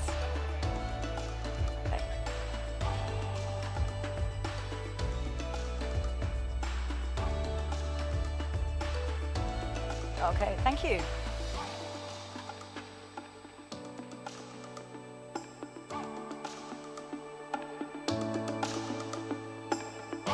Thank you so much. Everyone's got their pictures. Brilliant. Thank you so much. Oh, it's a selfie. Make it quick, everybody. I mean, you do have professional photos ready, but there's something special about the one-handed, crooked look. It adds that personality, the human touch. Thank you very much, panelists. As we now cruise gently towards the end, like an autonomous vehicle, we have an inevitable ending to just gently close. So please, will you indulge me one final time as we close this remarkable summit? And I'm going to very happily reintroduce the most incredible human being, Paul J. Foster. Please, will you join us on stage for one last finishing touch? I'm sure we'd love to know a few final thoughts. Audience, I must say, you've all been incredible. I thank you so much for your time and attention. Haven't they been amazing? An absolutely wonderful, wonderful audience we've had tonight. Yes. Oh, sorry, go on. Can we also call upon stage Dr. Siddharth Chakrabarti, Dean Engineering, MIT World Peace University. All right. Mr. Paul and Mr. Siddharth, can we please have you up on stage? Come on up. Audience, do not worry. This will be a very short wrap-up because we all want to hear from everybody, but we don't want to hear from everybody for a long time. And so I think we're just bringing up the final chair, and then we'll bring up our guests together. I think we're all set. I mean, it's at this point that I would sometimes say, what's been your favourite part of the event? But that's like asking to choose your favourite child, I think. It's a very difficult I think thing. every single session. Yes, I really enjoyed all of it. I could have listened to so much. Thank you. Oh, thank you. Congratulations to you too. Thank you so much. Thank you very much. Paul, you've been brilliant as well. Thank you so much. Can you, I mean, if you had a microphone, I'd say, can you believe that we're here? We're at the end of day one already. This was just an idea. It just was this sort of, you know, this improbable quantum entanglement that's happened as a result. And now we're here. Let's see what's happening. We have 2 chairs and 4 people. So I think we could do this standing up if you wish. Or would you? Ah, okay. I think you Would both you can prefer sit to have a chair? while we'll ask you questions. Or do we There have go. 4 chairs? We have 4 look chairs. at this. Lovely. Amazing. Do you know what? Yes, this is perfect. Let's sit down and then we can hear some final closing remarks and you can be relaxed on the chair as well. So thank you so much. Ladies and gentlemen and distinguished guests. Oh, I just had a fly looking for a photo opportunity just then. Ladies and gentlemen and distinguished guests, we are going to have a very quick but beautiful summarization of what's happened today, where to go next. And it's going to be an absolute pleasure to have you both on the stage alongside my brilliant counterpart. I think you have really excelled yourself, and hopefully I've been able to impart some of my aged wisdom over to the young generation of presenters. But for now, let's hear what Paul has to say about today. And thank you very much for your kind attention. Thank you very much. Thank you, LJ. Thank you, everybody. And good evening, India. Thank you very much to all the speakers and to all the students and to all of our colleagues and dear friends at MIT World Peace University for being at the world's first World Technology Summit. Congratulations. So I wanted to, LJ, with your blessings as well, say thank you very much. And as the beautiful light fades over Pune, it rises anew across the world. Aww. And tonight we close the very first World Technology Summit, not as the end of something, but at the beginning of everything that follows. To our wonderful Chair of the Coordination Commission, Madam Deborah Pandit Sawaf, thank you. And to our beautiful team at World Technology Group, thank you. And to our colleagues and friends at MIT World Peace University, we say thank you.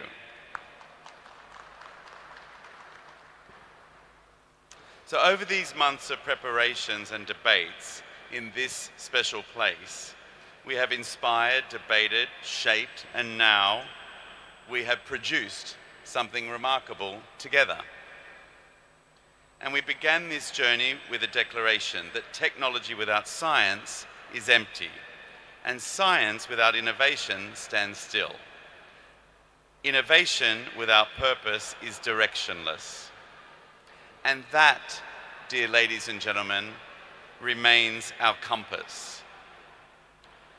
And when these three move in, as Andrew Fagan said, in perfect harmony, guided by ethics and imagination, they have the possibility to shape a future worthy of our humanity.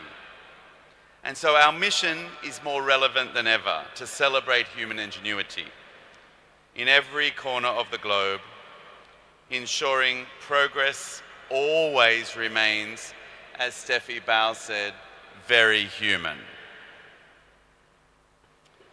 But celebration alone is not enough, and we must act, and we do that together. Aurelia Ruech, our Chief Operating Officer, outlined our 10-point plan, and to summarize some key highlights that we have achieved. And these are not ideals, they're imperatives, the architecture of a civilization that chooses purpose over profit, imagination over inertia, and humanity over haste.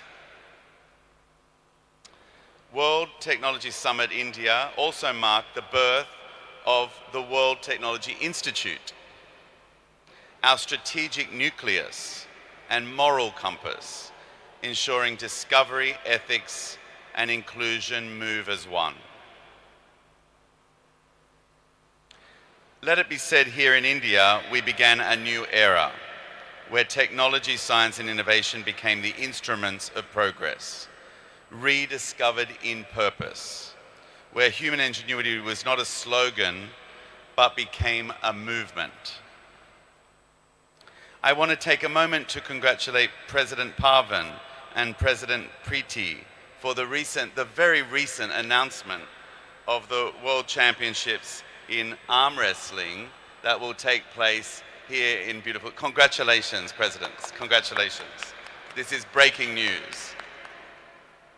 And this gives me a moment to talk finally about what you inspired in this magical week in India, where the Indian women's cricket team won the World Cup. Congratulations, India.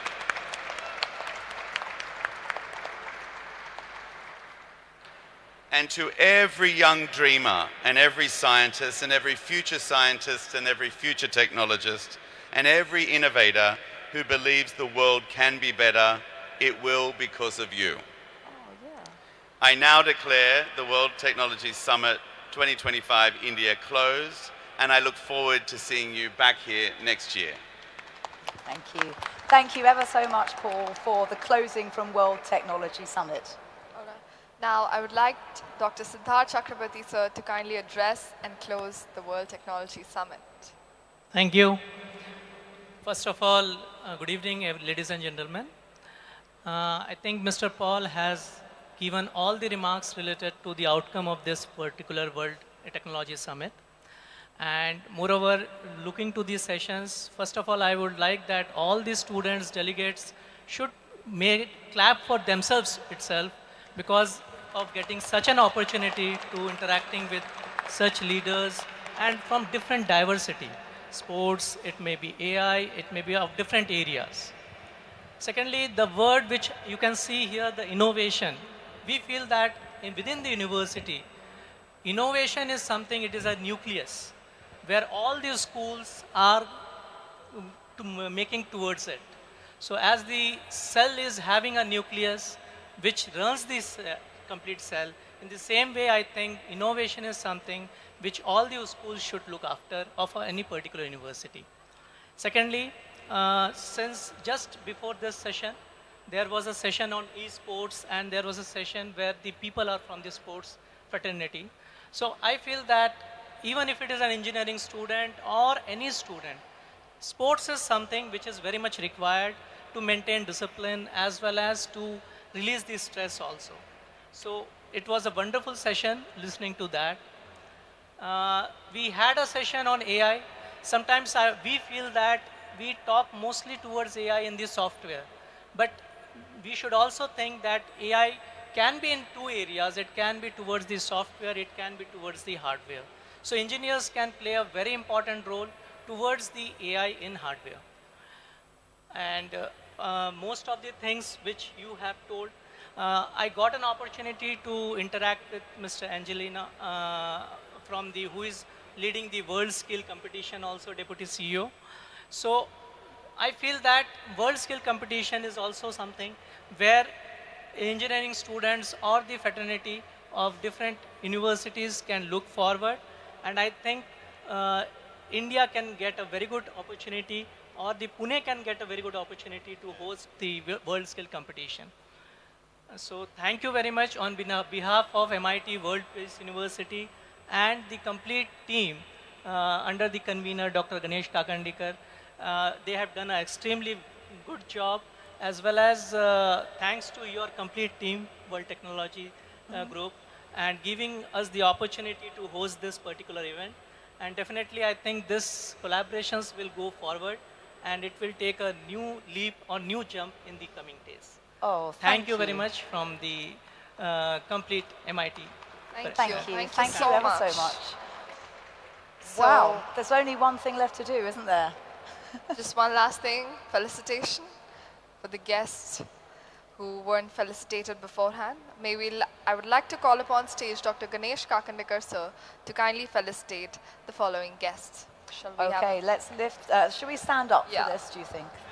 I think we've been sitting down for a little bit. It's the end of the day, but we have a list, and what we'll do is I'm going to ask you to come stand next to me, and then we'll read out the names together in true collaborative fashion as we felicitate the final people on stage before I announce the reception, which will be also a very fun thing to do. Okay, so please... First up... Oh, yes, go on. First up, we have Alan Orlob. Can we please have Alan up on stage for his felicitation? And Eric Paul, Preeti Jangani, Parvin Dabas, Rostam Agasiev, Aurelia Ruech, Gabriel Q. Chan, Sonali Prasad.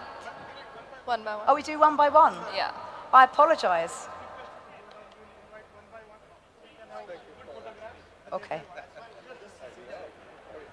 Okay, what I'm going to do then is I'm going to ask you to line up here. Ladies and gentlemen, thank you for indulging me. I am not from around these parts, but we will get there. So I will call your name and ask you to stand here if you wish. And then for the photo opportunity, it's one by one. Yes, okay? So Alan, who is currently being felicitated as we speak. Excellent, yes, music underneath, it's a lovely idea.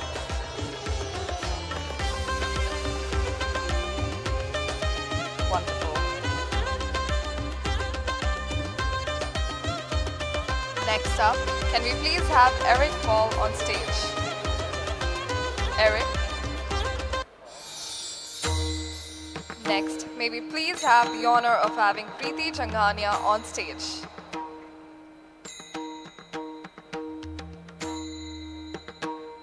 Is there a particular musical style I'm listening to for the felicitations? It's traditional Indian music. Well, yes. It's really wonderful to listen to so many different kinds of instruments. I have a special interest in music, so I always ask, because for a lot of ceremonies, music plays such a deep part in what we do. So I just wondered whether it was always to music. Next up, we have Mr. Praveen Dabas. Thank you.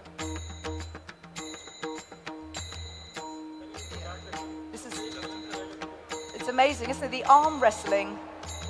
The arm wrestling world championships. How's your arm wrestling? Very bad. It's very bad. I have a strong grip, but I would absolutely not try and compete with a world champion arm wrestler. Anyone who would like to have a go, please raise your very strong hands. Wonderful. Next up, thank you. We have Rustam. Can we please have Mr. Rustam on stage? Here he comes.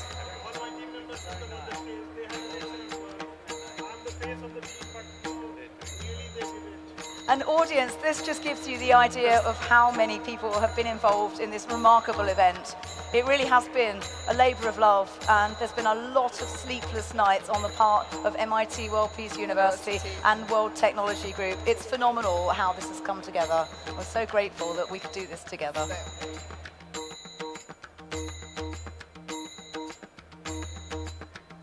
Lovely. The women behind the scenes, Aurelia, can we please have you on stage? That's Aurelia Ruech. She is basically one of the people behind us all the way. She's not slept at all, ladies and gentlemen. She might even be asleep now if it wasn't for the fact that this great honour is being bestowed upon her.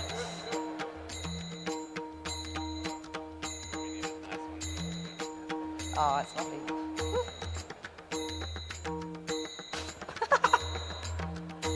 Just had a little celebrity fly appearance. Aurelia is one of the people that held this all together as she makes her way down the stairs to a very well-deserved bit of relaxed time. Congratulations. COO of World Technology Summit, ladies and gentlemen. Yes. Next up, we have Gabriel Chan. That's all right.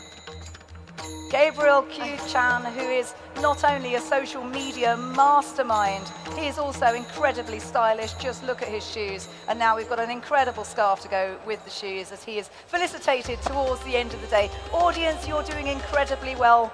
We are enjoying these last few moments with you. It's absolutely stunning. To be in a place like this and be honoured is absolutely brilliant. Next up, can we have a beautiful moderator, Sonali Prasad, up on stage? Come on up, Sonali, who is also a published author, no less. So not just a scientist, but a creative. We love people who do both things at once. And she's also an accomplished moderator. Brilliant work. There we are. It's beautiful to see so many fantastic faces who've all sort of taken up a lot of the slack involved in events like this. It's not just, oh, let's do this thing and then it happens. It's not just magic, it's hard work. Next up, we have our very own Miriam. Can we please have you on stage? Miriam has been wearing the headset backstage. She's been organising all kinds of other things. There was a short moment where the two of us wondered about getting the train to Pune from Mumbai. Much as we would like to, I think we ended up getting the bus, which is a shame because I would love to have done that. But she's been brilliant behind the scenes. She's made me the strongest cup of coffee in the world just now, where the stick stood up in the cup. And so I think we can also thank her for keeping me remotely intelligible as well. Congratulations, Miriam, for your unbelievable hard work. Okay. The next person, Ezel Gaden. If you need to be somewhere or go somewhere, logistics is the game. This person is responsible for all of us being comfortable, looked after here and between here and Mumbai and between here and the rest of the world. Her mind is like one of those CPUs that even if you turn it up really fast, it can still handle it. She's like a superconductor of logistics, and we thank her for all of her hard work. Semiconductor and superconductor. A semiconductor is when it's an orchestra conductor who's sitting down. Okay, next up we have Stavrula Katsula. Come on up. This is another amazing team member. Not only is she able to get a whole bunch of stuff done, but she does this with good humour, with kindness and compassion, which are some of the values that we find so dear. If you've got a smile on your face when things aren't going as expected, this is the sort of person you want on your team.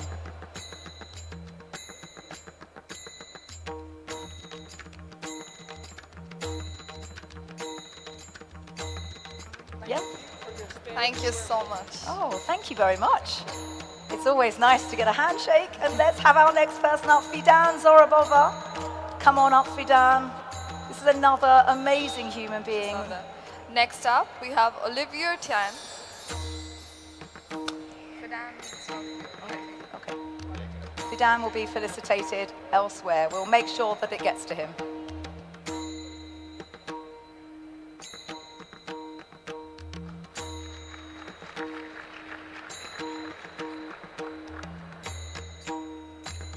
Congratulations.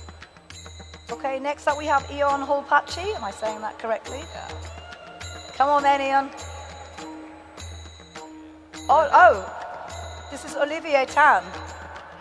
Ah, excellent. Olivier, this gentleman, not only is he incredibly astute and able to fix all kinds of business problems, but also when the headset battery ran out backstage, this He was person, the one for the rescue. he was the one that carried the fresh battery over. And I think that's the spirit here, the World Technologies MIT WPU spirit. Problem solver extraordinaire and looking resplendent in there. Fantastic work. Well done. Congratulations. Next up, we have Ian. It's me, isn't it? Yeah. Go ahead. Ian, can we please have you up on stage? A young and dynamic gentleman, ladies and gentlemen. There he is. He's made He's so made many quite things. the fan following here. I think you have a career waiting for you here. Everybody has time for this person because he's added smiles to so many people's faces whilst working at the same time. Amazing work here. Good job. Okay, and then we've got... Last, can we call you on stage? Yeah, I guess. My favorite co-host. Can we please have LJ Rich on stage for her felicitation? Oh, hang on. Oh, we've got one more. Oh, Sam? let's do Sam first. All right. Sam, can we please have you up on stage? Ladies and gentlemen, the person that has literally been holding it together. Sam Benelick Jones, everyone. She's like an octopus with arms everywhere. If you need something to work smoothly, you need this person. She's an incredible, wonderful friend who is the show caller elite. Thank you so much, Sam. Everybody clearly massively appreciates it. Last but not least, my wonderful co-host, LJ Rich. Can we please have you up on stage? Okay, thank you. Thank you so much. Thank you. Oh, it's a pleasure. Thank you for felicitating. Oh. Thank you. Oh my goodness. Thank you. Thank you. Thank you. Thank Can you. we have a group photo of your team and my team on the stage? Yeah? Ladies and gentlemen, I would like to very much call up the teams to join us on stage for a final group photograph. Audience, thank you for indulging us whilst we take this photograph to commemorate this fantastic day, this fantastic legacy. This is a launch pad, and we'd like to join everybody who is part of the team to come up on stage. Is there anyone specific that isn't here that we need to call by name? I think we've got everybody. Come on up, everybody, and All we're going the to have a members of beautiful the World end Technology picture. Summit and MIT World Peace University, kindly come up on stage for a group photograph. Hi. Yes. Who's at the centre? All at the centre. Deborah at the centre? Yeah. Good luck, photographers. There's a very large amount of people here. You might have to do a panoramic shot. Nandan Jha, are you here? Why are you not coming up? Please, will you join us? Thank you. Anyone else? Lovely. Okay, can we just curve in a bit, please, everyone? Sort of like a little semicircle. A bit like the panels. We'll bring it a little more. Here it comes. Awesome. Okay, here we go. The last few. There's space. You Just can find a squeeze place. There is space for everyone. I think that's the idea, isn't it? Okay. Wonderful. Okay, photographers. I think we're ready. Are we ready? Further back. And everybody, so if you can see the camera and it can see you, we're all good. I can squeeze in here. All right, here we go. Oh, ladies and gentlemen, he's getting the chair. It's very serious now.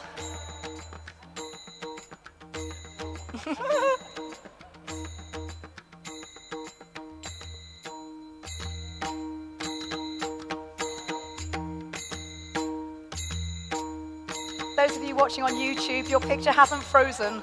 We're just having our photos taken. There we go.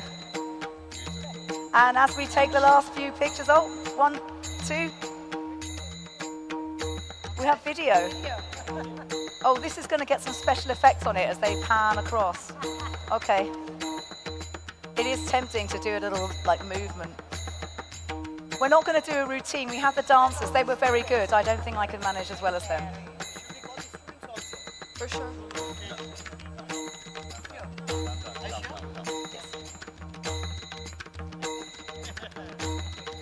Thank you. Any materials engineers who stress tested the stage? Okay. Thank you. Do you want me to hold this? Yeah, why not? As our dignitaries lead the stage, it just remains for us as your co-hosts to say a massive thank you to the audience, to the organisers, to the AV team, to all of the people involved in making the World Peace Dome so accessible and welcoming to us. The caterers, oh my goodness, thank you so much to the caterers as well. Lighting, everybody, the sun, the moon, and of course, my lovely co-presenter. Thank you so much. Thank you so much, everybody. Thank you so much, audience, for being such a lovely audience, such good listeners. We were truly privileged to have all the guests, all the members of the student, everybody here tonight at World Technology Summit. And we're going to invite you now to a fabulous reception as a reward for staying all the way to the end. Please enjoy our hospitality as our event staff will guide you to a delicious and wonderful rest of evening. Thank you very much. Enjoy the rest of the evening. See some of you tomorrow. Bye-bye.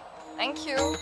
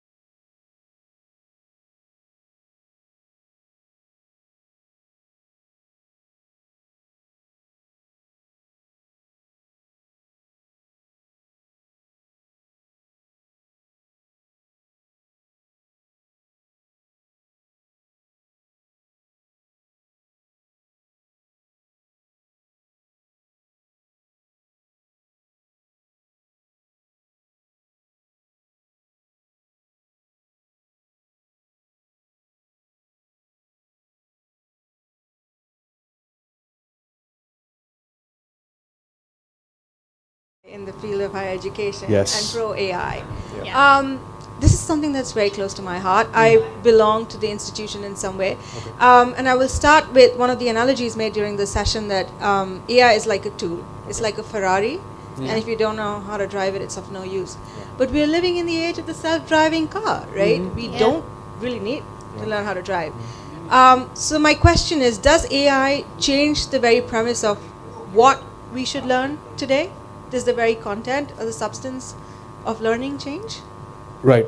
So as rightly mentioned in our topic of debate as well, is that we are slowing down, not ending the era of AI, right?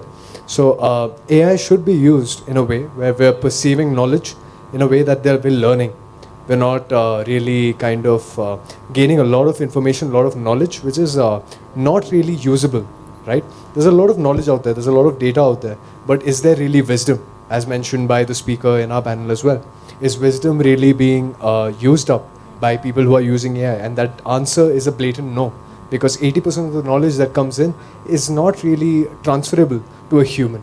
Because even though that the data we get, it gets hallucinated at a point. If you tell or prompt an AI to give you literally everything from scratch, then it kind of creates a hallucination of what it thinks could be real. But at the end of the day, you need a human intervention so that you can make or model that to be much better. So instead of completely using AI from scratch, my point is to slow down, to have a human intervention in between to make that work in the right way. So that is my take on what you just said. Yeah.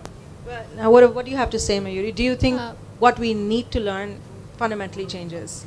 Okay, so as he said, the need for change currently is not getting to one single point. We are still lying in between AI or no AI. And I think rather than taking any of the extremes, we have to stick to our core fundamentals. Yes, fundamentals are very important. And as I rightly mentioned in the debate as well, so when fire was first invented, everyone was very scared of fire, right? And we were moving away from it. Everyone thought this is just a burnout. But today, we take fire as a source of light as well. So looking at the AI, we have to make sure that we take the light from it and we just don't look at the burnout from it. So we have to stick to some positivity and actually take in considerations the fact that he was saying, which can be very important and crucial for changing the life in AI. Your students really love the analogy of fire, because in the previous debate also somebody talked about Icarus and flying too close to the sun. Those were my friends and that was my yeah. idea. Oh my God. So Yeah. there's some cross-pollination happening. Yes. But I'll bring it to the realm of the humanities. I somehow work at the intersection of the science and the arts, and there's a big question, if you look at the English degree, what happens to it if AI writes all your essays now, and which is what is happening. Kids may not be reading their textbooks, they may not be writing their novels from scratch. So the question is, do you change the assessment of what it means to be an English literature student, what it means to be creative today? If AI can do the rudimentary work, does your creativity and your criticism take a different form? Do you elevate that? So what do you see are the repercussions or the good influence of AI in the creative fields, in the humanities per se? Right. So talking about topics like creating poems or creating some creative content, that also involves a lot of redundant work, as you said. So what AI can do for you is create a boilerplate. Today we have a lot of AI models that work upon data that is formed or based on some creative content. So let's say, for example, content writing in literature, right? For that also, it creates a format for you. You'd rather not have the topic being generated, but have the topic written by yourself, give it depth, and then work on it. So what it does for you is the monotonous task of going around and finding the right format. That is what AI can change for you. And that is what we need to stick to. We can't get lazier than that. That is my point. Because the moment you get lazier and ask it to generate everything, the whole poem, for example, then you're not going to turn into Shakespeare.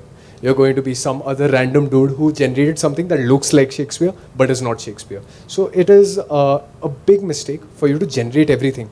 But as you said, if it's for the case of literature or anything, they can create boilerplates, create formats, and then work on them. That is one way of making sure the repercussions don't happen, that they're able to work on these kind of models in a much righteous manner where they learn from it, instead of just having gibberish out on the internet. Right? How do you do that? Do you let them create in a live evaluation? Because if you send someone home to create a poem, it's people are getting smarter now. You probably are going to use a sophisticated form of AI to create a poem that sounds like Shakespeare. So what do you do? Do you lock people up in a room and say, now you write a poem? Is that what you do? No. So now there's been a process, something that, for example, I am from a creative field as well. I love designing. I love art.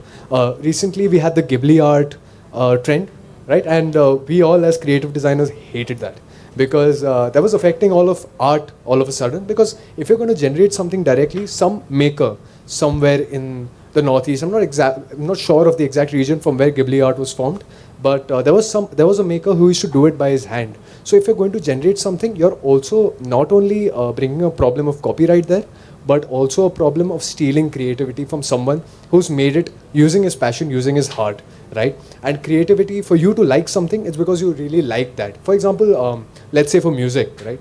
Today I listen to Arjit Singh a lot, but there's a lot of music generated using his voice, but I'm not going to listen to that because the lyrics mean something. It's written by Irshad Kamil, for example. I know about it because I'm very passionate about music.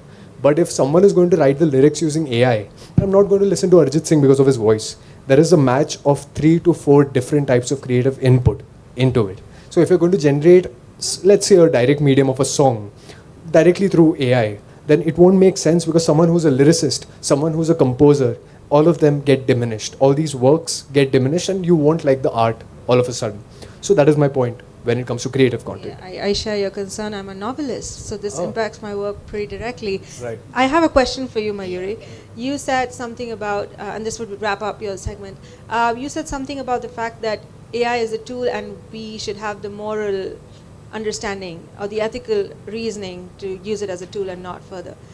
But that is also learned through education. You learn to be moral. You're not born moral. You're not born ethical. You learn it through history. You learn it through sociology. You learn it through philosophy. And if you automate all of that, how do you become an ethical, moral person to judge when to use AI and when to not? Okay, so if I were to answer this question, I would say the first and the foremost seed of education in my life was my mom and dad.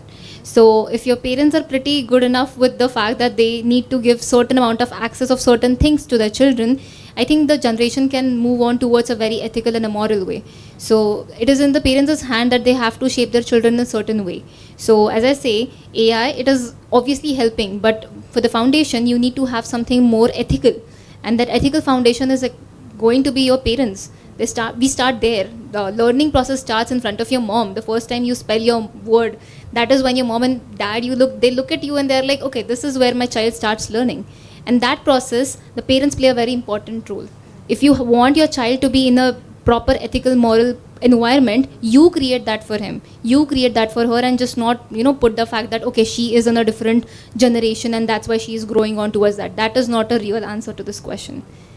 That's very interesting. Ethics through lived experience. I hope you both are staying back for dinner because I would love to pick your brain on this. Sure. Absolutely. But thank you so much for your time, and we have the next speaker waiting for us. Thank you so much. Thank you. Thank Thank you you. so much. Thank you. Thank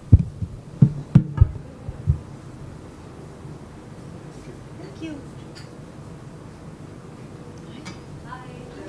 We need another seat, or will one of these seats? Okay. Like I said, I'm used to. There's one seat there. Please have a seat.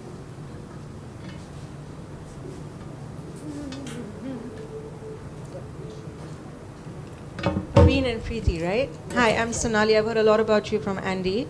And I know Andy from a long time back. I was a young reporter at the IOC, the Olympic Committee, for decades ago, like 2010. And so he and I, we kind of converged at a point, and he's been telling me so much about you since the welcome reception.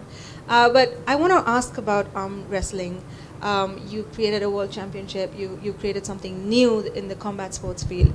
How, and this is the World Technology Summit, so how do you envision using technology to expand it both horizontally and vertically, that is via infrastructure and via attention in an already quite sports saturated country? Yeah, so good question, and this is something that we are very actively involved in both the infrastructure and in the, let's say, fan engagement.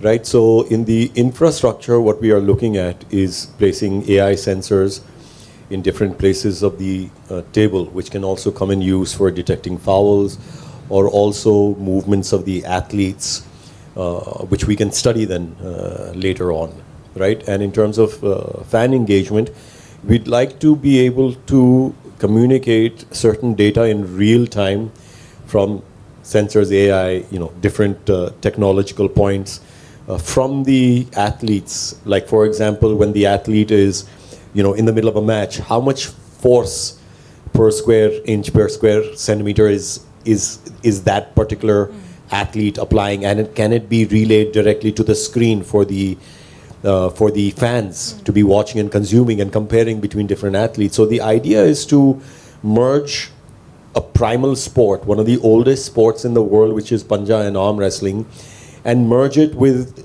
new age technology to make it very immersive, like esports.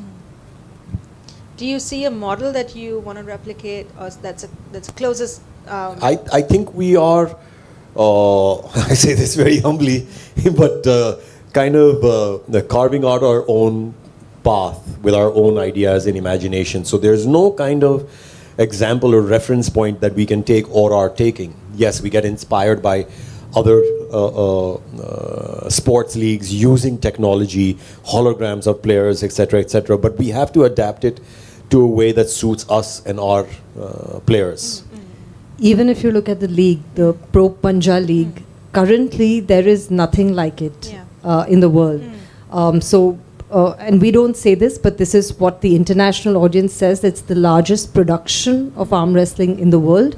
So we are, in India, are actually making people sit up and take notice of how one can project arm wrestling to the world, and both in terms of a community and in terms of viewership, in terms of athletes participating, as well as how we've brought it to broadcast. Already, we have used a different language for the sport, which is why it achieved very huge numbers. In the first season, we were on Sony Sports, on DD Sports, as well as on FanCode. And this was a very conscious decision to have it on Sony Sports as well as on DD Sports. And we did, because our audience is not just the metro cities, which it is the metro cities as well, but also all the interiors of India. And India is largely made up of so many interior cities, tier 2, tier 3 cities, which know the sport. I mean, who all know the sport instinctively. They know the sport. Everybody knows the sport. But today they're watching it as a professional sport with the Pro Punjab League. And yeah, so that's why We're feel also one of the first ones to integrate AI into our promos. So, you know, some years back when we were doing special effects and all, it used to take lakhs and lakhs, right, to create even a small special effect. But with the advent of AI technology, we're able to create promos using our imagination. Like this year, our theme was Beast Mode On. So there was a lot of things around that theme we were able to create using AI. And we are one of the first leagues in India, I don't know about the world, but in India to use AI for sports promos, you know, to make it more cinematic, etc., etc. But I think you cannot use technology for the sake of using technology. You know, it's a tool at the end of the day. You have to know how much to use it and where to use it, and if it is required at all also. Yeah, that brings me to my next question. But before I say that, I think, Preeti, you have a great point. If you look at the Women's World Cup, I think at some point it was like 31 crore people watching, streaming it.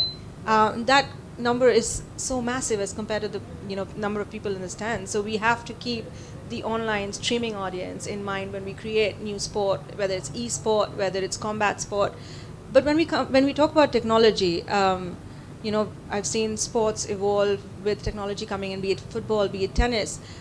Where do you think you draw the line between tech enhancement and tech interference in sport?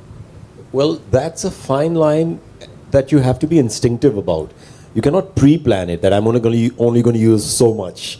You have to kind of play it instinctively of, okay, this is what I need it for. This is what I would like it to do. Because you have to remember one thing is technology is there to serve us, not as an ends in itself, right? Just to show ki dekho ji maine technology use kiya. So you have to know the purpose for what you're using it and make sure that it is serving that purpose. Like we were saying, in case for us, if it's for fan engagement, what am I using it for? Is it enhancing the fan user experience? Am I able to give certain data and user and player analytics that they wouldn't get otherwise? So we have to know what we're using it for. But is it too far to say that you would not engage with an AI referee at any point? Not at all, and that's a good point. That can AI sensors, like right now one issue we have is like one of the rules is the player's elbow should never come off the shoulder. Sometimes it comes off very less, right? And the referee might not be able to see it. Will the sensors be able to detect and do that work for the referee? And we have played with that. We have, in fact, I think it's there was an institute in Chennai who was doing some sensor work for us, and it's not that progressed yet, but we are looking at adapting AI and sensors technology into the table to make the referee's job easier, not necessarily to get rid of him, So you're not replacing him. We'd like to make his job easier, so instead of 3 referees, we might require 1. Let's just say that. Yeah. I think that's a great start.